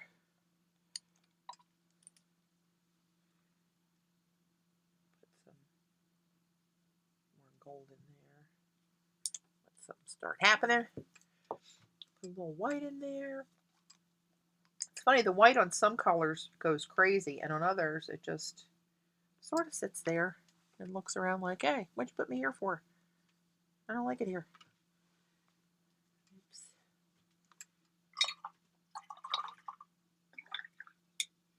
All right. Yeah, I probably have too much on this page. Too much of the pigments, but can there be too much of this good thing? I'll pull this up on the murky part and get that kind of unmurkified again. I wonder if that'll give me any kind of purple getting that into that bread. I don't know. Look at that gold, how it's splaying out there.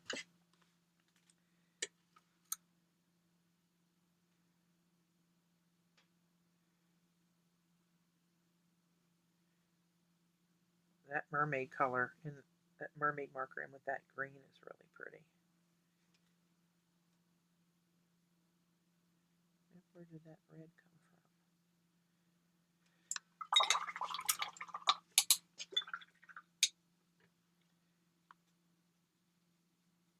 Look at that hot color. That's that coral berry, I think.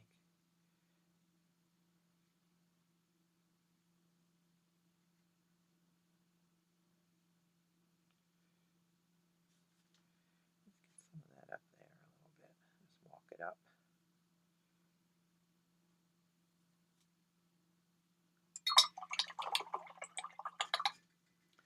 All right. Gold, gold. It's got a lot of stuff going on there, but leave that alone. Or not. A bit of white. Put some white in there, see what happens. And there.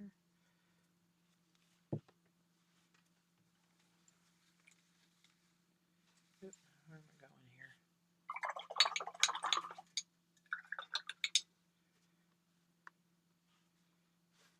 I don't have anywhere to hold this from pulling it around.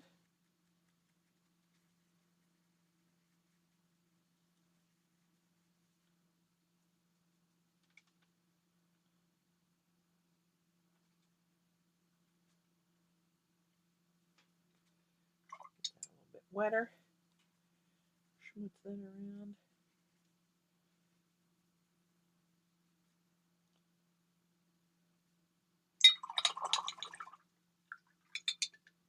Get this liquefied.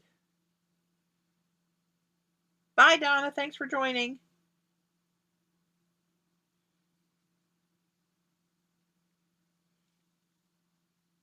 Let's get some of this red and this orange mixed up. How bad can that be, huh?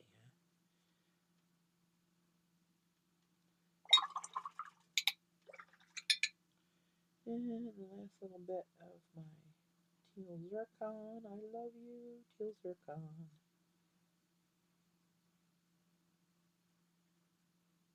Let's see. Will you make a pretty color, or will you look like baby poop? Hey, shiny baby poop. How bad can that be? Well, let's think about that.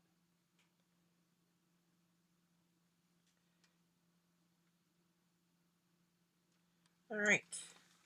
Uh-oh. You see what we got going on here? Do I have to say it out loud? Oh. How does that always happen? Oh, mercy. Put a little bit of white in there. Put some gold. Oop.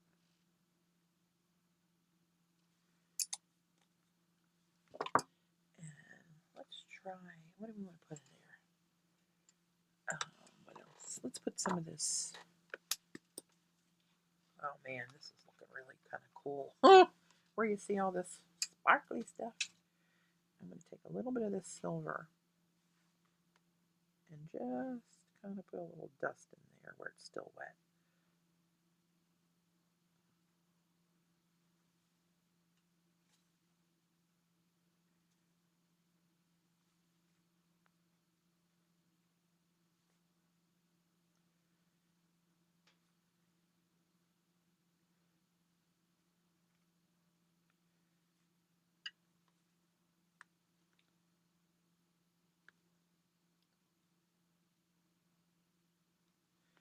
All right, back away from the silver.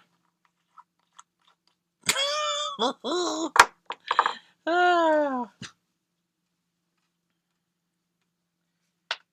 So, wow, this is doing some really pretty snazzy things in there.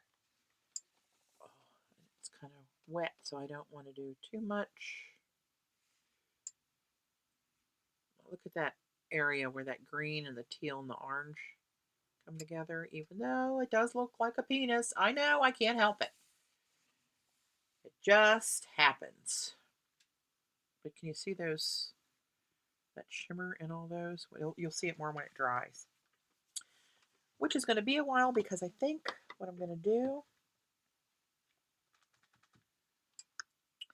is spritz it a little bit. Oh, Xander's coming on early at 4 today. Okay, good to know. She's trying to get in pre-Super Bowl. Hey, Nina. Welcome. So is that what? Oh, you know what? Let's do a little bit of alcohol. Somebody said alcohol, and I have some right here. How am I going to do this? How am I going to do it? Will it flick off of a skewer? Not big enough. Let's do a dropper. There we go. This is alcohol.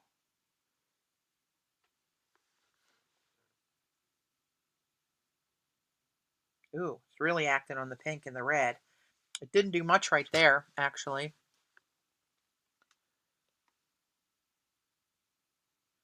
Put it in with that. Oh, wow. That made that gold airbrush ink just churn up like that, which you probably couldn't see.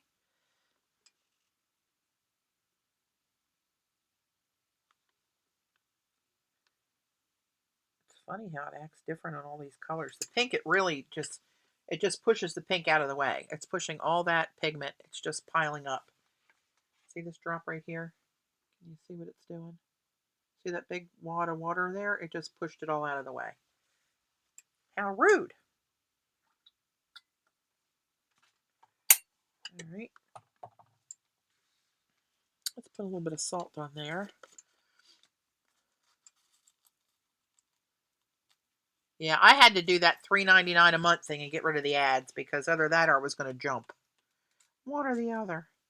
Putting a little salt on here now in some of the wet areas.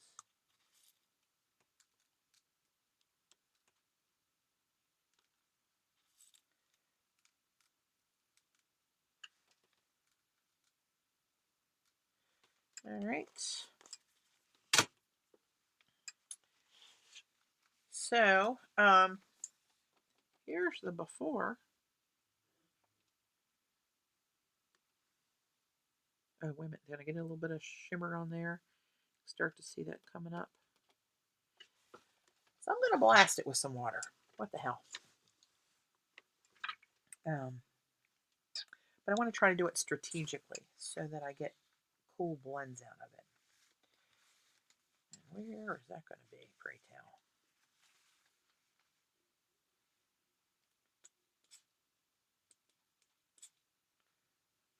Probably not there.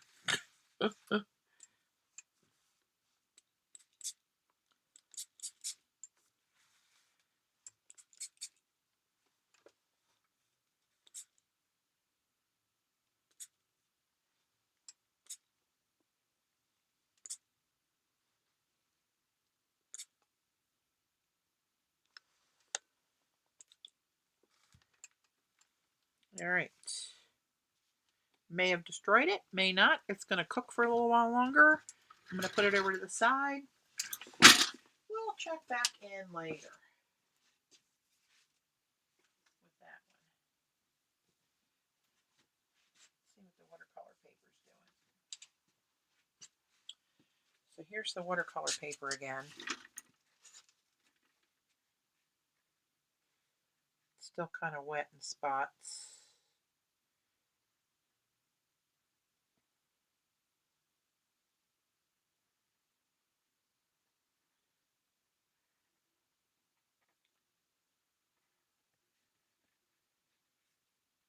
Looks pretty cool down through this section here where this is wicked in some of the red and colors that you normally wouldn't see together. It looks like the pigment, the mica that's in those colors may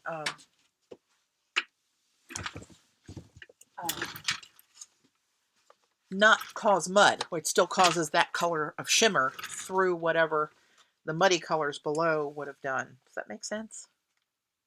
I confused myself on that one, but I know what I mean. Okay, so here's the first one we did. Some of it's still a little wet in spots, so I'm not going to mess with it quite yet, but look up here. See if I can get that to focus. Come on, baby. Work with mama. Or not. Come on. See that shimmer in there? And see where they bled into each other there? Oh, there we go. It's starting to focus.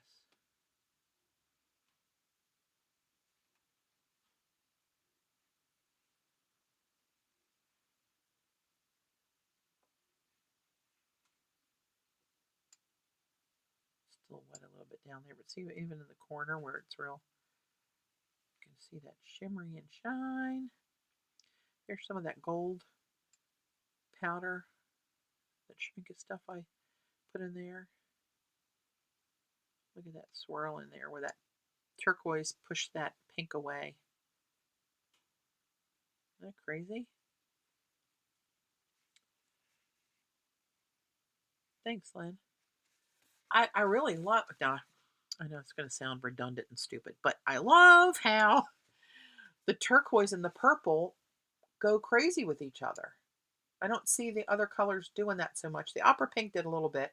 The yellow, I mean, look what a straight line that yellow maintained there, right? This May green, this bled pretty good with the turquoise. I think that was some of the Mermaid marker over here too. But look how this turquoise went, I mean, the purple went down into that turquoise there. That's what I think is really pretty, those feathery, wispy bits that just happen. Like, look at that. Right? Mama like. But some of the salt that's on there is still wet. See this little dried bit of salt here above that gold bit? Why won't you focus? There we go. That's almost, I mean, it's hard to get off. And you can still feel the texture of it on the Yupo. It's like it does something to the paper underneath of it. So that might be a little tricky. Oh, that's really cool looking there when you really get a good look at that and see that gold coming up. Little streaks of gold. Can you see it? There you go. A little bit you can see there.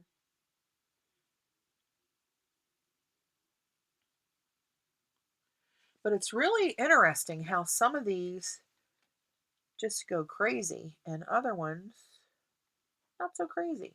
And see here what the salt did up here? See that real fine, like, looks like sand? Come on, focus for mama. There you go. See that grit right there? That's what the salt does on with certain colors on Yupo. It looks like it granulated into some kind of sandy, and it feels like it's sand on it. Oh, you're looking pretty. But that, yeah, it's so funny how that different colors act so different. Ooh, this one's looking pretty cool that I sprayed with water. Of course, you can't see it, but I'm gonna leave it sit there for a while. Might have to look for pictures of that one on Twitter or Facebook or whatever. Let me see if I can get a picture of it. probably not.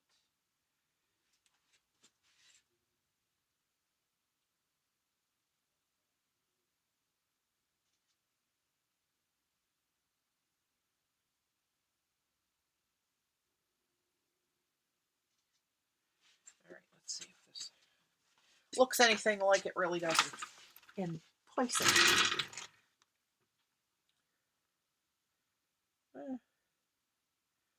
You can see a little bit of it, what it's doing. It's moving a little bit more. See, my penis is gone. All right, so you can see that it's moving. This one I did with a flash. Stop. See how that's moving now?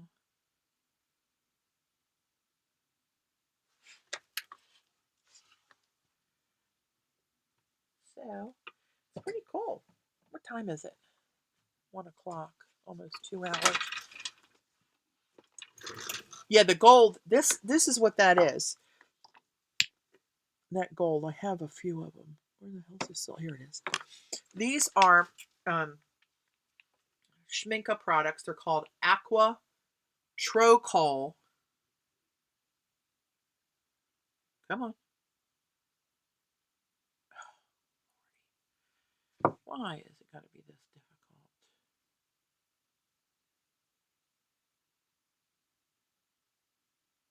There we go. Aqua Tro-Col Bronze. They're all called bronze, but see this color is actually silver. That's just the name of them. Tro-Col Bronze. And see, this one's labeled differently. It's on the side like that. But it's dry gouache powders. And I'm telling you, they look, let me show you. Let's start something different here. Oh, let's do all the metallic mediums and then add watercolor to it on Yuko. And then we'll call it a day. How about that? So I can show you what these look like.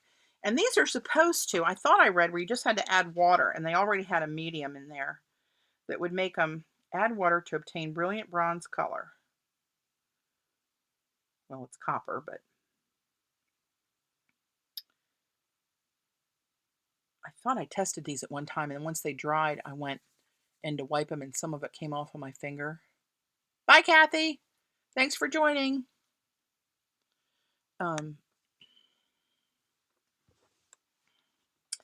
But let's just, for gigs, let's just do this. Let's throw some of this stuff down. Of course, I get it all over me, which I'm probably not supposed to. What's CB ordering? Don't be whining and telling me I'm making you spend your money. Take you down with me. She who dies with the most art supplies wins. Isn't that how it goes? That's the gold. This one's called Rich Pale Gold. They have a couple different golds.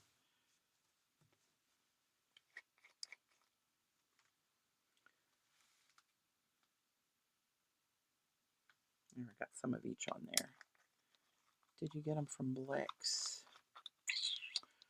I think I did, Jan, if you're talking to me. Oh, you got the binder. Got to have at least one of those, CB. So, I'm not sure how I should do this.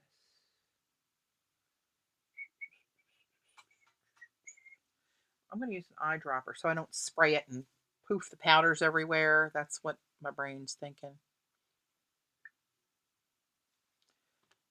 I'm just going to put some water in there. All right.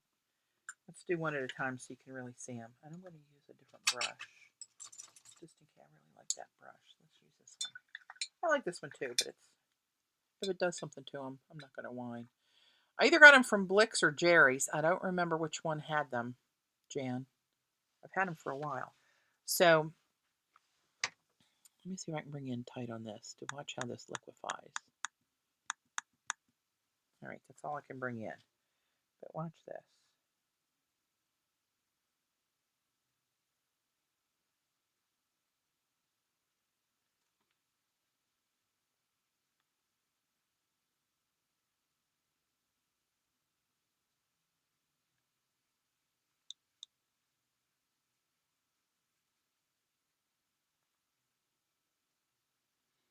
takes a while to get it mushed in there.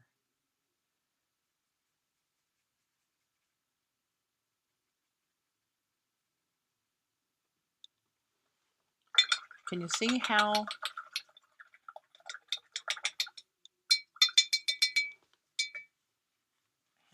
this just looks like liquid gold, liquid copper, liquid whatever it is?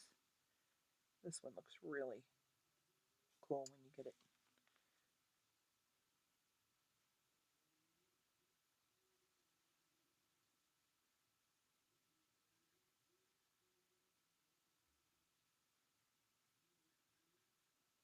I mixed some of this. Where the hell did I put this? I have them in a palette somewhere. I mixed some of this with some gum arabic, I think, before I had the Schminke medium, and put them in little pans. I think I have that in my travel watercolor set that I never take with me. Yes, that's how I do. But look at this. This looks like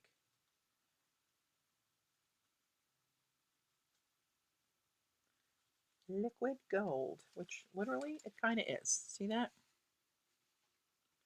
It's so shiny you can't even really see it properly.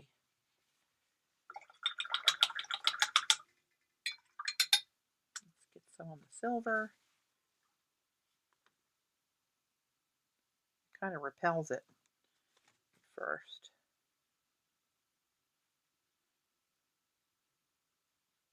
Now this one looks finer. That it's. Did you see how the other one was kind of breaking up in little bars like of the pigment? And this is finer. This is coming out.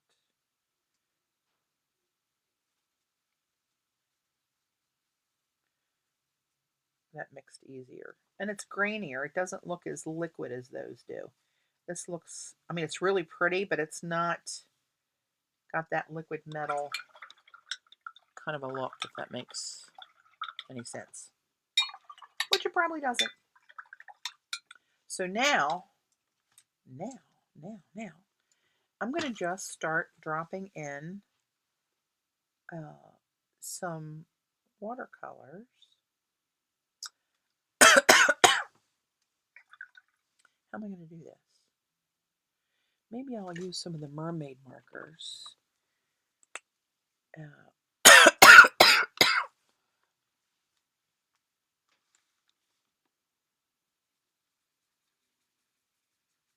This is the deep sea. Throw a little bit of that in there. I like copper. I like with turquoise. Shocker.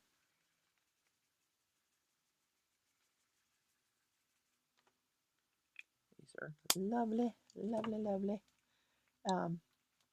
Let's put some red by the gold. That's lobster. And then I'm going to add regular watercolors in this, but these are water soluble, so I thought, what the hell? And some of this. I don't know. Let's throw that in there. I don't know where that's going to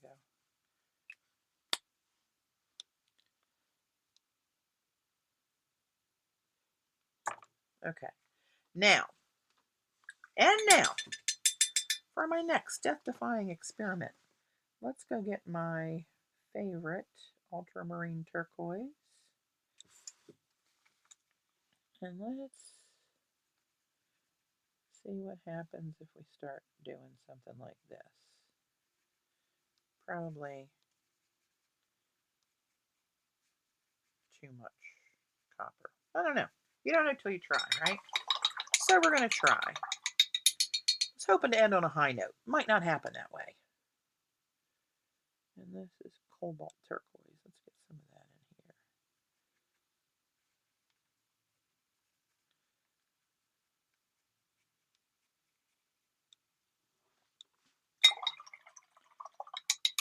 Let's get some of this.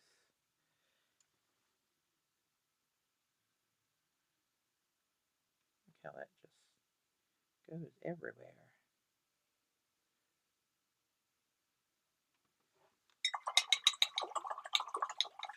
Wow, that's really cool. Look what this is doing right here.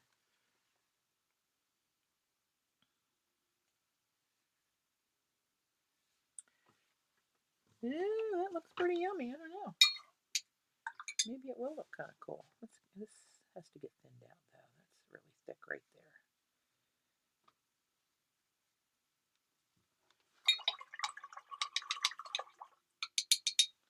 Let's put some of, where's that one color? This is pretty good. A little bit of this green.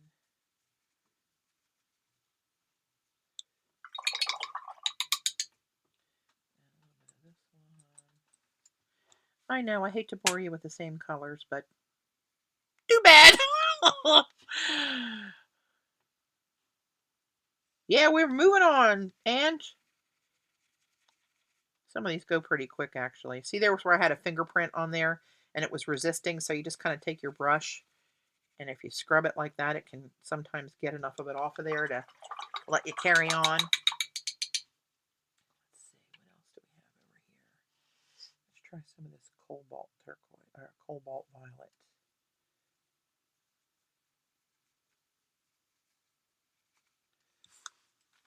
And this Yupo, it's so cool how this just floats on the Yupo. Let me go back. I'm really liking this dioxazine purple. And that's actually, you know what? That's a core color. That dioxazine purple is a core brand color. Come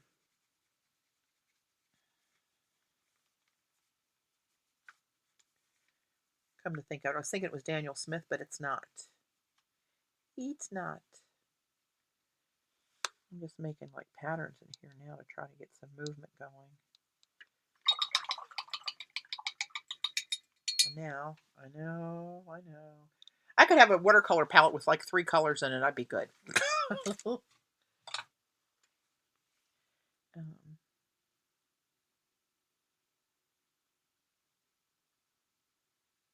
Wow, look at that.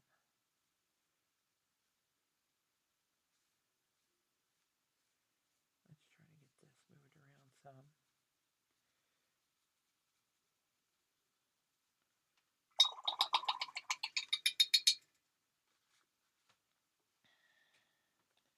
This is phthalo blue-green shade. Let's put a little bit of that in there. How bad can that be?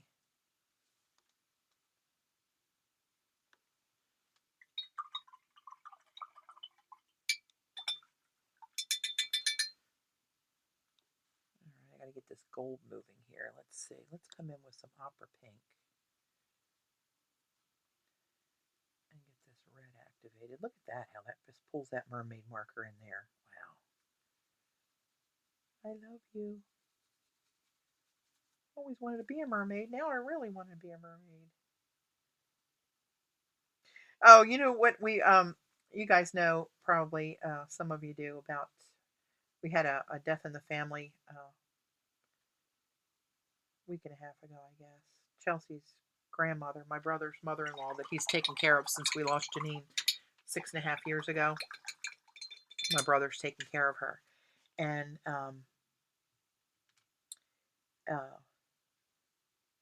anyway, she was 90 and she was ready to go. It was kind of a blessing, and but anyway, we're over at Skips, and Zach, my nephew, went down the basement and pulled out some of Janine's old albums that we haven't looked at for a while. And we had some really cool pictures that we found in there. I should show you guys some of them. They were a riot. But anyway, there was a picture of Janine and my brother at a Halloween costume party. Guess what she was? She was a mermaid. Yep. And there was another one where we found her. She was wearing a butterfly necklace when she was a little girl, and so it was kind of cool seeing that. Now she is a mermaid. So let's do something like this. Let's break this up a little bit with some turquoise.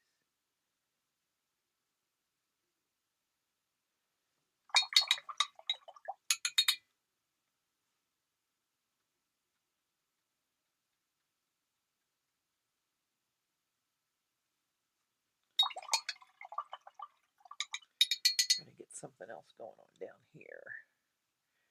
It's a little blah. Can't have blah. Or these sparkles. This looks really cool up here. I'm telling you, those colors do really crazy cool things.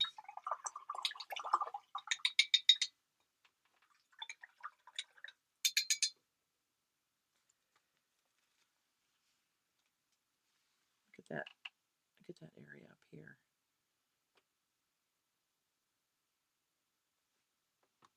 Hello, lover. Let's get some white ink in there and see what happens, shall we?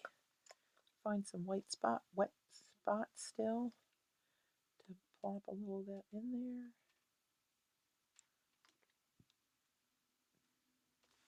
Wet? Is that wet or is that dry? That's wet.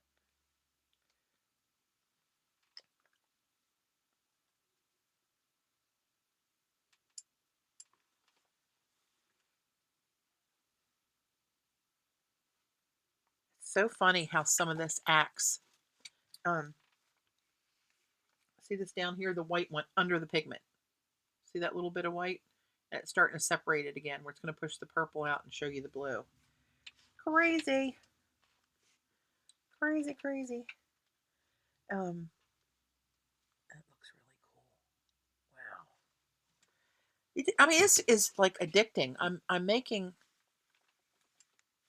like what feels like a mess, but it's a pretty mess, I think. Good thing I like it.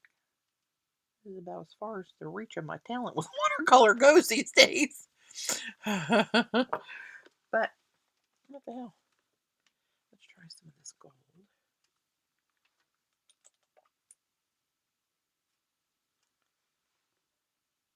Put that in with the white. Put that in there and see what that does. Put that in there. Put that in there. Some in there. Let's do some in there.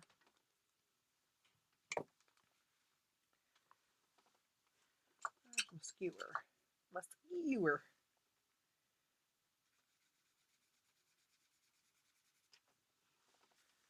See what I'm just doing there? Just taking this and scratching it different ways. Kind of like marbling. We did marbling last year. Patti print and cut up FPR cards. FPR. What the hell is an FPR card, CB? FPR. Thank you. Somebody else saying, what's FPR? It's probably something dirty coming from CB. Just saying.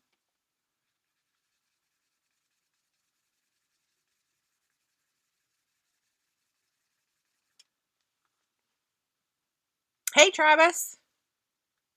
Aren't they fun?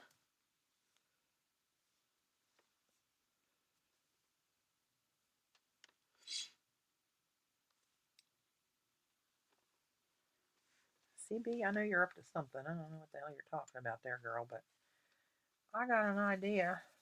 It ain't no good.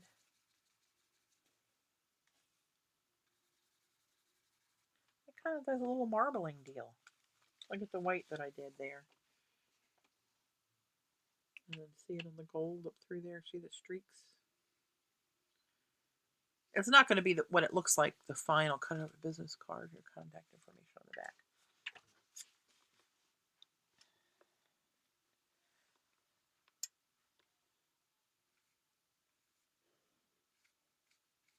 Can you hear Dave coughing up there? He had me worried yesterday. He got up, he sounded so bad. He's had a terrible cough since Thanksgiving. He's been to the doctor 3 times.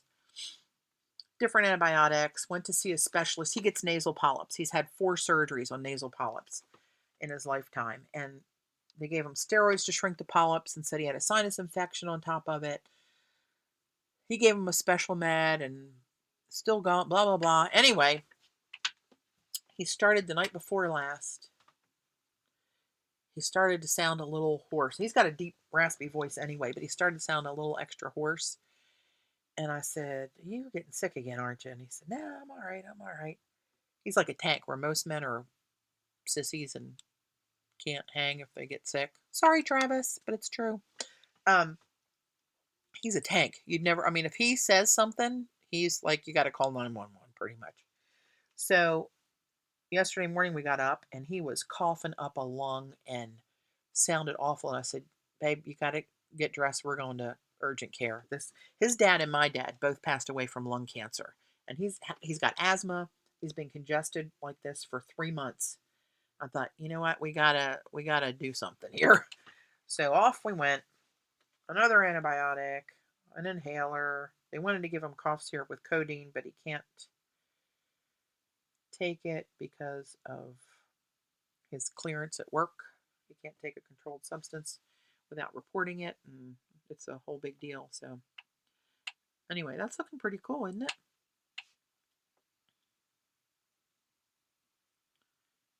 And that was putting down the metallics first. Over here, I'm not wild about what's going on right here. You can still see those brush strokes. It's just kind of blah. I'm gonna add a little water. I'm gonna spritz it right there. Yes, I am.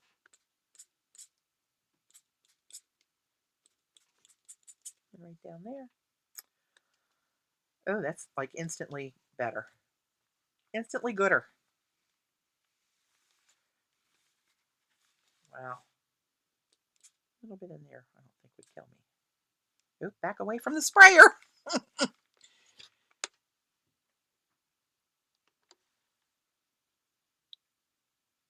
Well, right, Jan. I mean, we both have a history with cancer, so we gotta, I. But he didn't resist. He went with me, and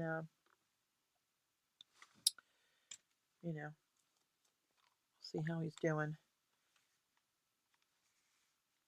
in a few days. Oh, look what that did. I made a little meteor. Let's see. How about some shine medium? We're not shining quite enough, are we? They did not do a culture. They did a breathing test. They said his lungs sounded clear. And he's had 2 chest x-rays. And his lungs sounded clear. And, all right, Lynn, take care, hon. Thanks. Did a breathing test and passed that with flying colors.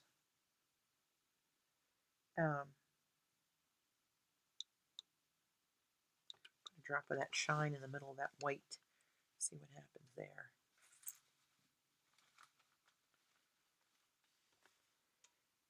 That one. See that? Can you see that moving right there? That's changing shape as we're just sitting here. It's just migrating.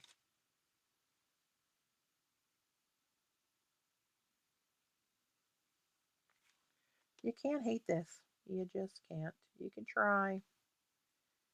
But I'm telling you.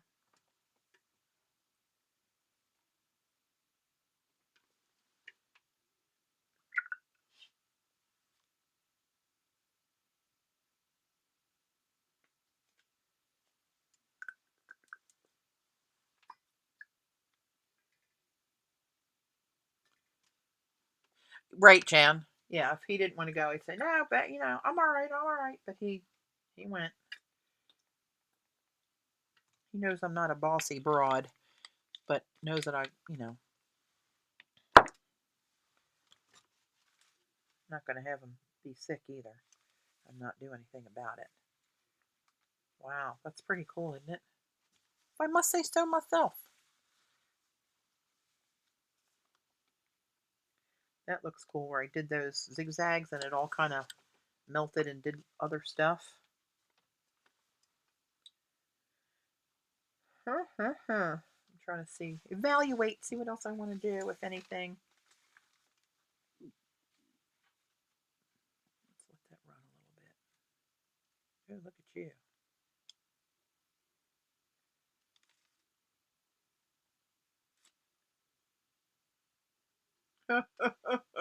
Hello, lover. Look at you. Oh, mama. Oh, look at that. That's swirling right now. Some of the copper mixed in with the gold and caused a little vortex going on there. Holy mama, that's cool. I liked on that one where I saw these other drips. That's what I did to this one. I moved it and let these other, I'm zoomed in now, let these other drips happen through here. Mama like. I might just sit this one on the side and let that just be. Oh yeah, he would do the same for me, Jane. Oh, Joan rather, sorry. I know who you are. Just calling you the wrong name. Yeah, it's funny. The watercolor paper is my least favorite of the watercolor experiments with this stuff, doing it this way. Maybe one more. I don't know. I can't stop. So I'll try to show you that a little bit closer up.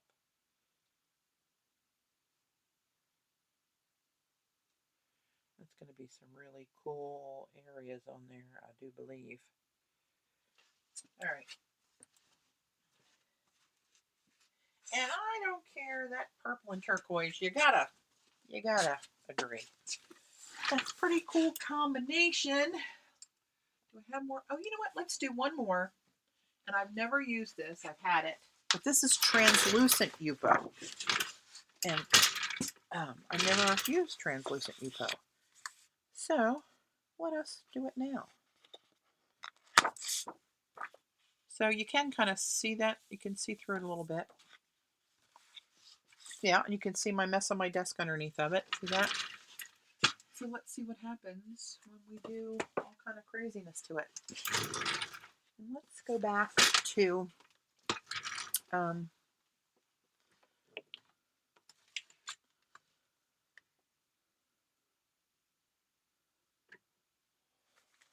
what color is that orange? The color that was up in the corner of that last piece. Denise, is that what you're talking about? I think that was opera pink and some of the lobster mermaid marker mixed together.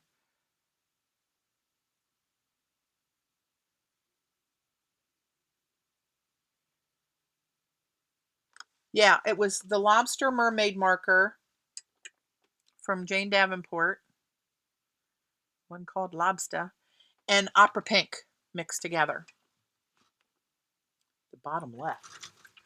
Ah, I had it all twirled all around there, so now I have no idea which one you meant. On the last one that I did, Patty, please drop some alcohol inks with watercolor and UPO to see how they react. I will do that. I did do it on a little one back there. Did you see that one, Eileen? It didn't do much on some of the colors, and some of them it just really pushed them out of the way and like cleaned the paper off back to white almost. Denise, was it on the last one I showed? Add alcohol inks. Oh. Not just alcohol, but alcohol inks. I'm feeling it. Hang on, let me grab a pile of them.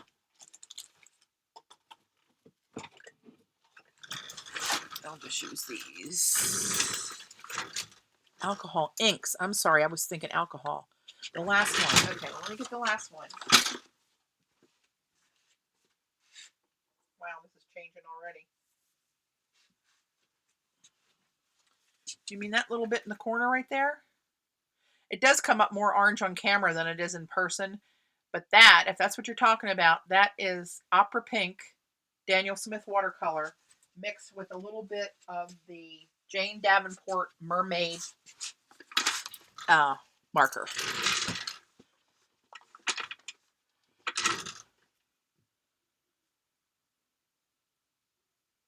Yep, that's what it was. Opera pink and lobster. I'll do more on here and show you. Let me zoom out a little bit so we can get the whole thing in frame here. There, that's better. Yeah, that looks real. I just see it coming up now on the camera. Because of the lag, I'm just now seeing you where I showed you the orange. And it looks really orange on there, and it's much more reddy pink in person, to be honest. But it is pretty. So, okay, I got some alcohol inks. We'll throw these bad boys in the mix. Don't want anybody to light a match down here, because who knows what combination of stuff I'm doing is going to cause some sort of an explosion at some point. Can almost guarantee you. And hey, here's some of Jane's watercolors. Maybe I'll throw some of hers in there this time. Why not? Patty has made a new color up. Yeah. Okay, so this is cool. This is really transparent, and it feels the same. So let's get her going. Let's do more mermaid markers.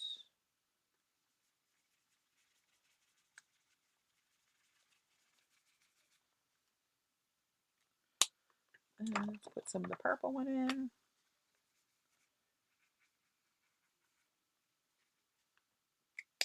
Now let's do the red over here in your corner for you. Here's the, is that lobster? Yep, here's lobster. And I'll eventually reactivate that with some of the opera pink. And I'm going to throw some new gamboge in there too, because that new gamboge is a really pretty color. Okay, so I've got those metallic, those schminkas, they're floating on top of all my bottles, all my jugs of water that I rinse with. Look at them. They all got a scum of gold on top of them. So that'll just add in some more texture. I believe that's what we call it. What time is it? 1:23. Yeah, I'll be able to finish this one, then we'll call her a day. Okay, so let's just stick with what I know. I'm going to go back into my ultramarine turquoise. I'm going to have to order myself a tube of that, I can see. And that makes a really pretty color mixed with that mermaid marker.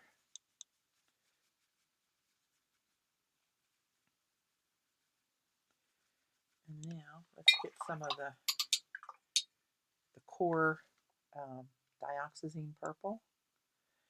That's yummalicious too. And let's see what that happens when that hits that turquoise. Look at that. Can you see that bloom?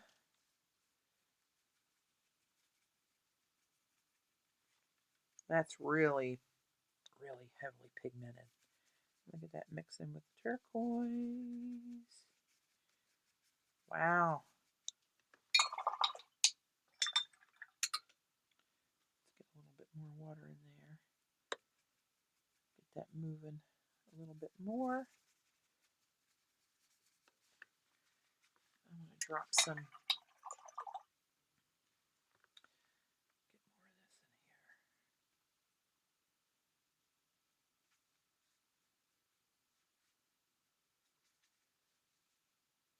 more of this in here. All right, let's see what happens.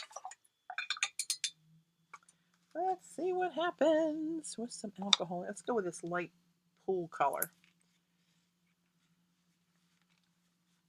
Whoa, hello, lover. Look at you. Oh, Eileen, you may have created a monster. Look at that. Mama like. Let's throw some white ink in there. Let's put white right on top of that. Oh, look at it eat it up.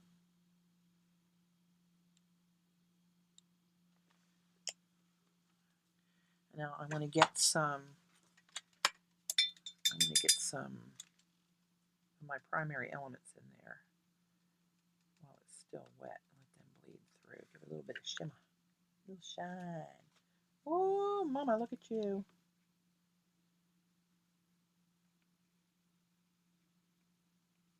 See what happens when I mix that with the alcohol ink. Oop, I drew pigment up into my pan.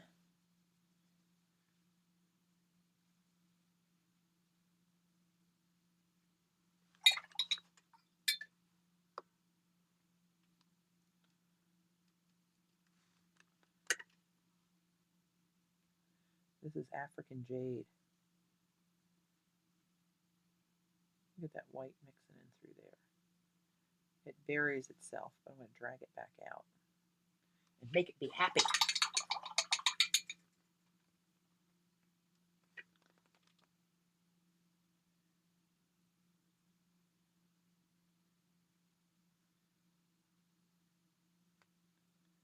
Oh, look at you.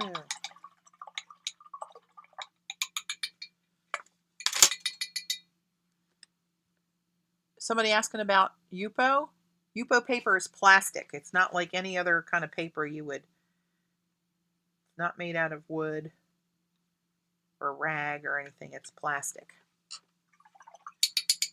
All right, let's get some gold going in there. Oh, it's still nice and wet and gooey. Oh man, you should see this right here, what it looks like. Oh, oops. That was a little bigger than I squeezed a little too hard, got too excited. Let that stir in there a little bit. All right, let's come over here. And what did I say? Opera pink with this, right? So let's see. Now this actually looks more orange on the screen right now than it does here in person. This is the Red Lobster from the Mermaid marker. And I'm picking up some Opera Pink, Daniel Smith. See, there's the Opera Pink, right?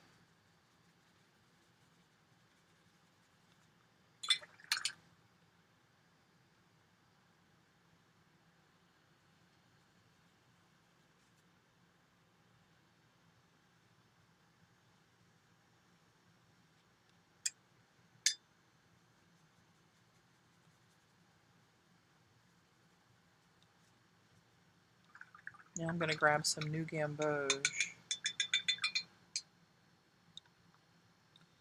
Yeah, I'll try anything at once, Denise, and multiple times if I really like it, which I do.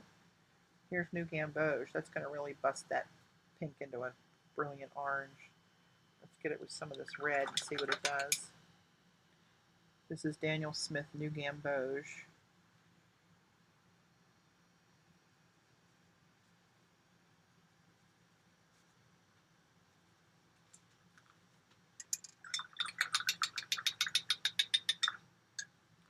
Now, oh crap, I didn't get any. Hang on. I'm going to get a different tray of my alcohol inks for more compatible colors on this side of the paper. What's this? Sunshine. That's kind of too drab. Let's try watermelon. This is watermelon alcohol ink.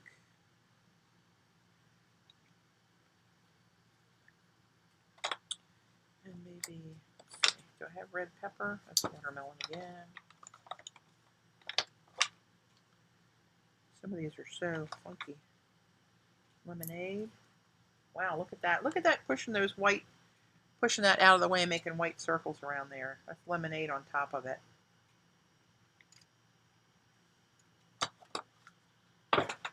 The fumes don't kill me, the joy will. Oh, I'm going to put some of the coral berry in there.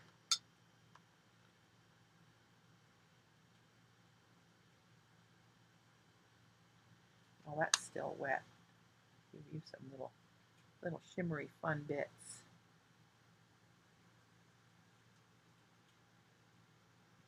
I'm going to break into that alcohol circle there and see what happens.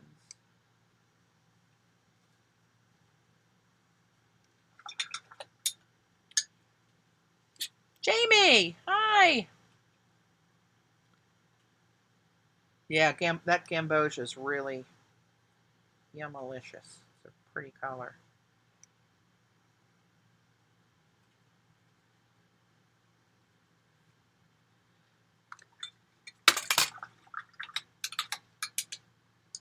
All right, let me get some gold in there. Gold. Here we go.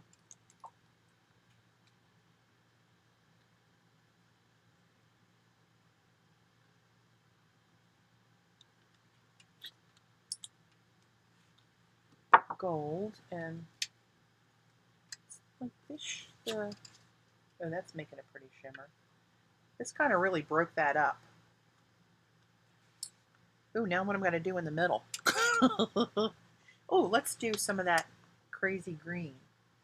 That May green. Let's do some of that. The Schminka color, which is much like the Daniel Smith Phthalo Yellow Green. They're almost, I think I tested those for Jean the other day, and they were almost, you couldn't tell the difference. I'm going to keep these separate here for a minute and try to control the bleed. into each other for when I want it to happen. And I'm going to do it with a primary element color. So here's the Daniel Smith. This is the Fallow Yellow Green. Can't hardly tell the difference, to be honest. Very, very similar. I wouldn't be able to tell the difference. All right, let's get another green in there. What other green? Let's do this, the Fallow Green Blue shade.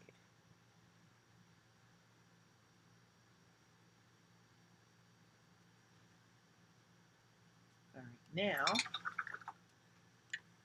I'm going to grab some of this, the primary element watercolor I made in the Midori Melon. And bring those together and see what happens. Oh, oh, oh, oh, oh. Yes, hello, lover. Look at you. Can you see it just like a wave going across there? Oh my gosh, look at this one. It looks like some kind of cartoon character with wild hair. Let me see if I can zoom in.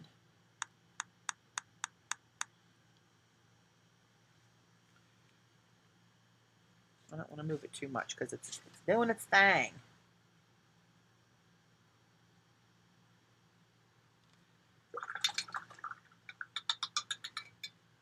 So what color do I want to put in between? Let me do the coral berry again. That's not showing up so good when I put it. Well, maybe it will when it dries. Well, yeah, I guess it is. I see it now. But let's do this.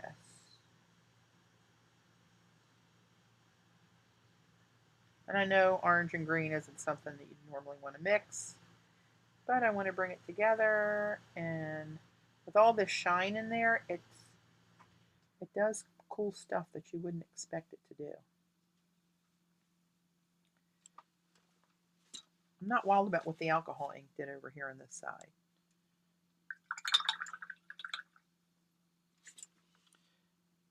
I'm going to put some more of this pop in there.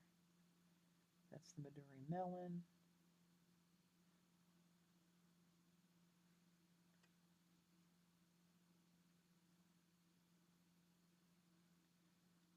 Look at you. All right, let me get some other stuff down here while it's still wet.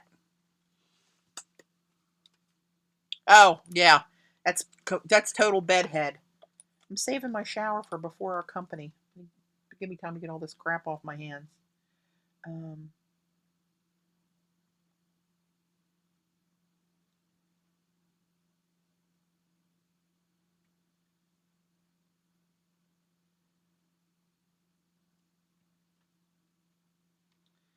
All right, now let me get a white. Zoom. Zoom out. Now I got to zoom out, please. I'm zooming in, I'm zooming out. What do you want me to do? How about that?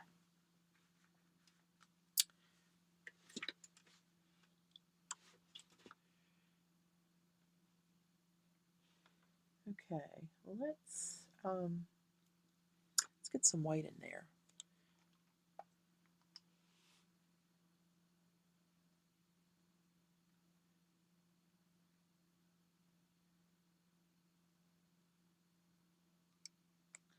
I don't know if you can see that, but it went under the green and it's pulling some of that purple up and pushing it up through there. But you probably can't since I zoomed out again. This dropper is white Bombay India ink. The shimmer dropper, that's Schmincke Aereo Color. It's airbrush ink, and it's called Aero Shine Gold. Come on, fluid acrylic ink. Finest acrylic ink, sorry. There we go. That's another Schmincke Effect product. Mama like. Let's get some white. What's going to happen up there if we put in white? Let's put some white right there. And right there. And right there. It's so funny how it's heavier and it just sinks underneath and pulls the color over top of it. But then when I go in and I drag it, you see the white kind of coming out.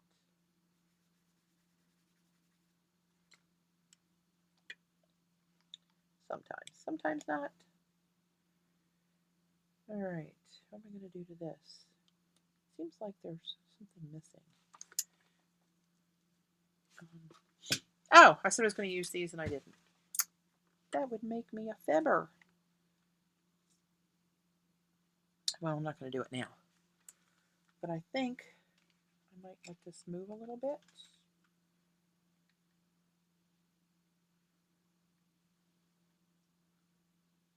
See where it finds itself going.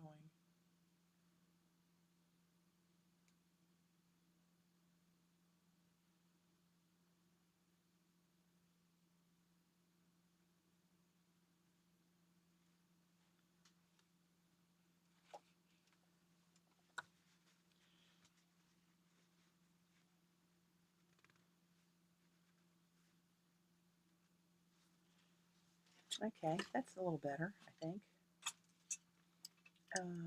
Let's see, what else do I want to do? I might reactivate some of this. I'm not 100% wild what the alcohol inks did here.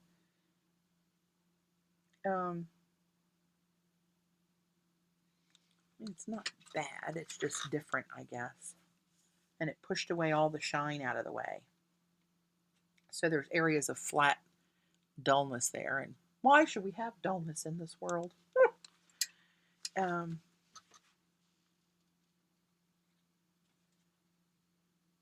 Look how that ate almost all that green is gone now. Just those little bright pops sticking out. How cool is that? Let's try this. Oh, look at you.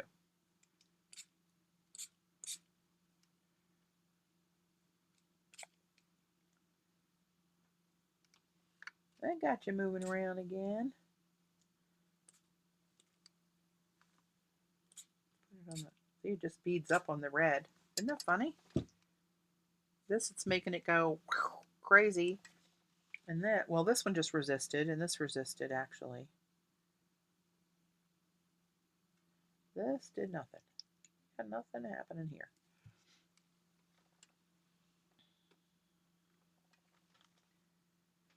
What time is it? 1:39. 20 minutes. I'm going to drop a little more something in here. Let's go with this iris petal. Let's get a little iris petal going in there.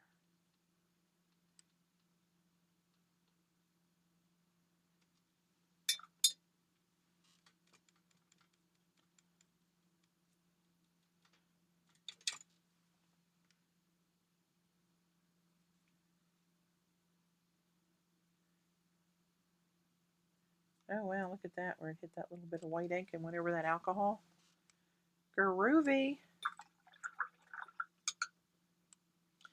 Let's try some up here on this pile. See what happens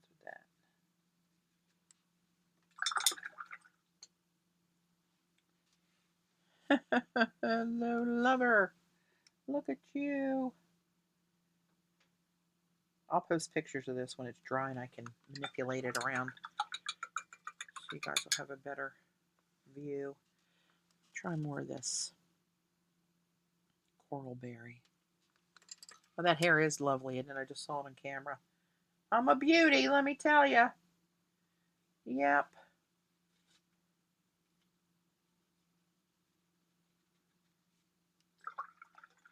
I'm going to bring in some more of that opera pink. Get that a little bit brighter in there,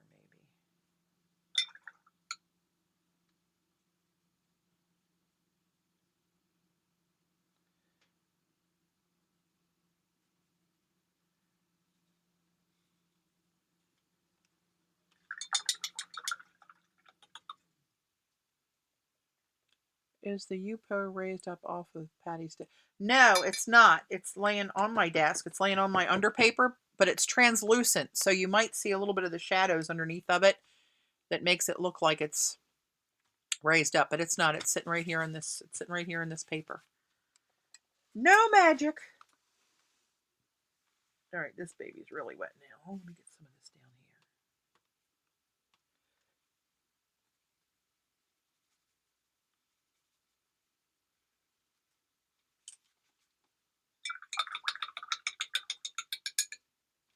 Let's do this. Where are you? Here, it's gold. Let's throw a little teeny tiny bit of this gold sparkling. Whoops. Let's throw some of that in there.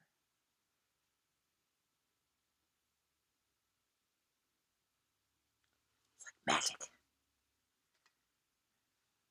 Should we put gold over here too? A little bit of the purple.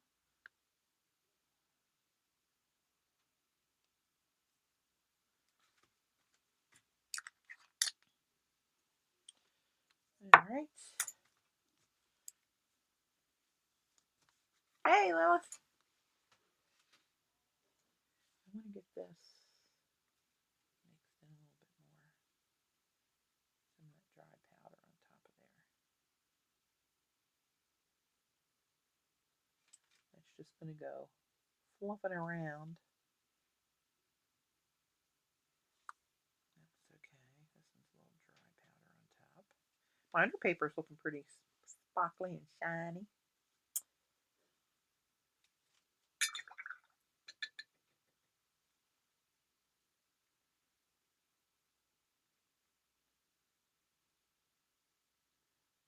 Let's pull some of that around here a little bit.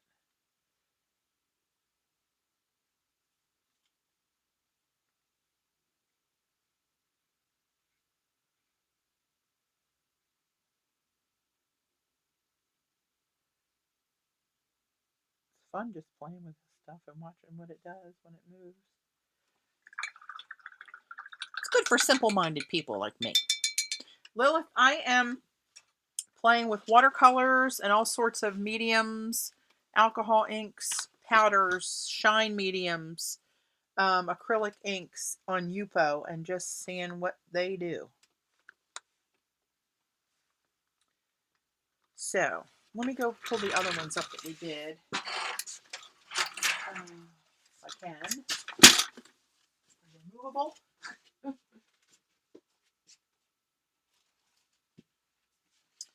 going to let that one sit there and try to work around it.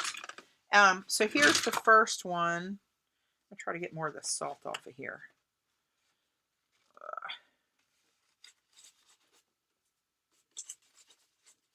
Well, it's not all still dry underneath of there. See the salt sitting up here in this one? Some of it comes right off, but some of it that was wetter is just like really almost embedded in the paper, like it eats the plastic away or something. Okay, so here's the first one that we played with today. I'm going to turn it sideways so I can get more of it in camera. Let me see if we can get some focus. No. There you can see some of that shine. All right, and then that gold. There's big plops of that sparkle in the middle of the pink. That's that shine, the Schminke Shine medium. There's that purple and turquoise doing their dance that they do so loverly. Let me see if I can get this shine to show here where it is. Look at that gold.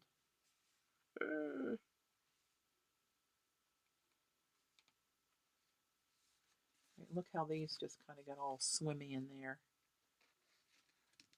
Isn't that yummy?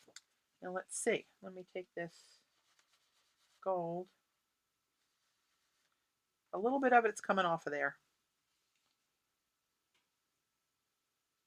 All right, so there's that one. Here's the one I did on watercolor paper, where I mixed the primary elements with the Schminke watercolor the stuff you mix this with powdered pigment and you get a watercolor, the watercolor binder. And I mixed them right on the paper, and this is what I ended up with. Then I spritzed it all with water because This, as watercolor paper will do, it just sucked everything in and it dried pretty quickly and it didn't move like it's moving and laying on top of the Yupo gives it time to really move and blend, where this just sucked it up. So I sprayed it with water. That made them move a little bit more. But you can see where I put the white inks and the shine, it just kind of blopped and kind of stayed there. It didn't move like it did on Yupo. But still kind of cool. Like, look at all the colors in that section there. Yeah, not bad. Put this over here. I think this one's my favorite. I'm going to show you now. And it's still not dry. This is the one where I started out putting those powdered gold Tro-Col bronze metallic gouache, the Schminke stuff. I put that on the paper first. And then just started blending. I put silver, gold, and copper. And look at this bad boy. Mama like.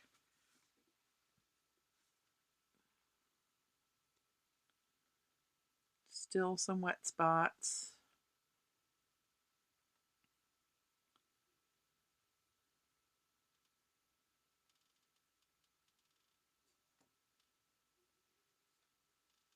It's like a musical note. Oh, see, it's still moving. Still moving. But see that shine? It's all over shine like that because it's all primary elements.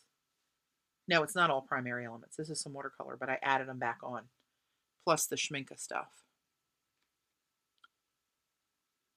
Look at those veiny running areas. Look at that. There, trying to show you the shine that's in those primary elements.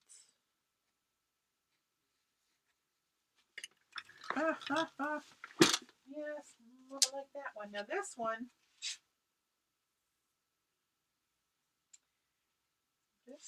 I did where I put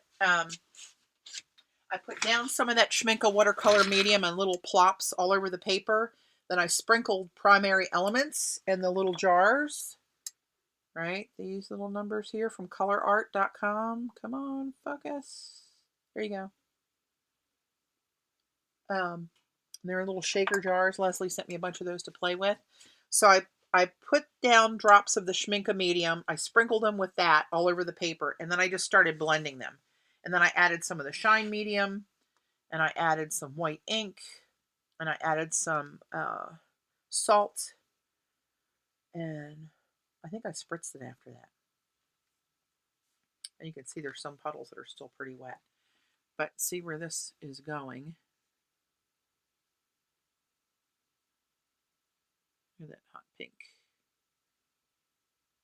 See where it's still wet in some puddles? Look at that blob of that white that kind of had its way with that. I think I put white ink on top of that gold airbrush ink. That's what happened there. Look how that white bled through that purple and turquoise.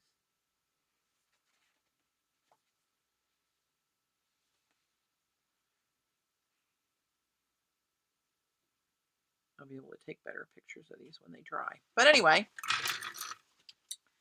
there you have it. So if you follow me on Facebook, you'll see where I put a bunch of pictures out, and these are the ones I did yesterday. No, this was one from today. I showed you that one already. Okay. Losing my mind. Patty, you just need to find an adhesive for plastic and you can collage on these. Yeah, I need to find something that's going to seal these without blurring what happened there. I still am not wild about that. Seeing those brush strokes right there. I don't like that. But look at that over here, where these colors danced around and feathered through each other. Mama like that.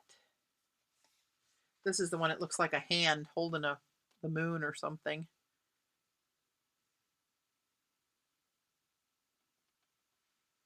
It's kind of an interesting section in here.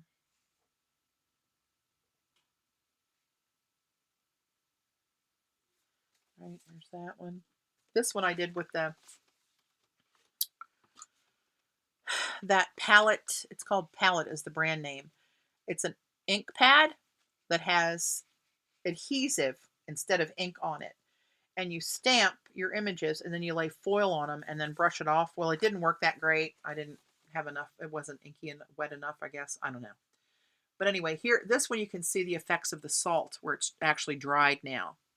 But this is what the salt looks like on the Yupo. And you get a little bit of that gritty. See that? Looks like sand on there. That's what it does with the salt. That's a good shot of it. And see this one dark spot right, so where am I? Right there. Right there. That's 1 grain of salt that's like embedded itself into the paper. You can hear it. But you can see the foil peeking through the watercolors at different places. I did the checker stamped in silver, and I did the pictographs in plain gold, and then I did the feathers in a variegated foil.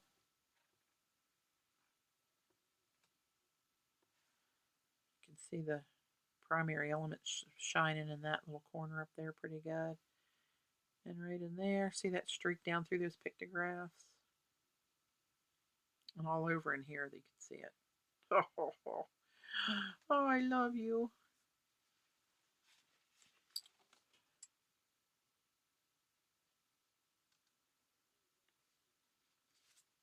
And this one was where I took Yupo paper and I put daubs of that medium all over here and I sprinkled it with the dry primary elements.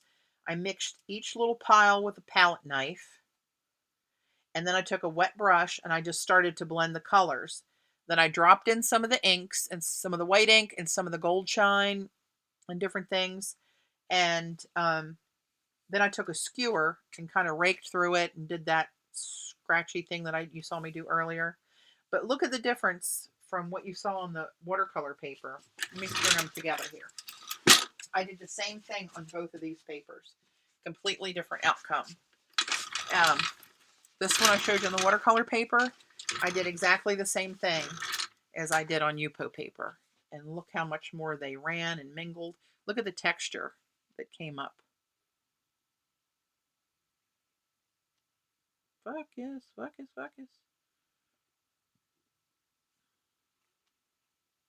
Well, not going to focus. And here's a little girl in the garden. It just showed up. Sitting there. But see the... Look at this, how grainy this got and textury. Textury, is that a word? Just made it up.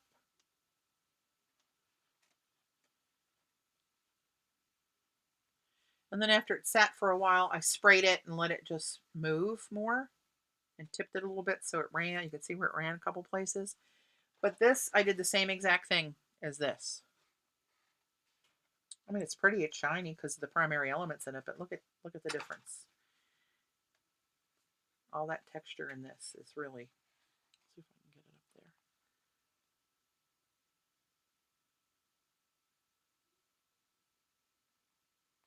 there. Yep, groovy. So that's what I know. Am I going to let you sit like this? Or am I going to spritz you one more time? I might just give you a little spritz, just for a send-off.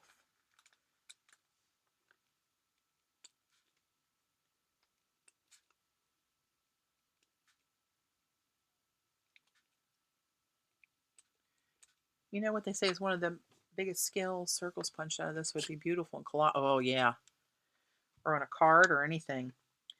The, the best tool an artist can have is to know when to stop. I've got no clue when to stop. I just like to keep on playing. But I am going to stop because I'm running out of time. I got 4 minutes before I get politely asked to stop my 3-hour recording. But anyway, I will post some pics when these dry up. So thanks everybody for hanging with me. I'm so glad I got to stream. I was kind of forgetting how to do it. But it's been a hell of a few months, let me tell you. So I'm hoping to get back to a more regular schedule, at least on my Sundays, like I had been doing for a while. And I I appreciate you guys hanging with me. And I guess I'll see you on the flip side. Oh, you're welcome, Jan. Trying to give you another, a little bit better look at this before you go.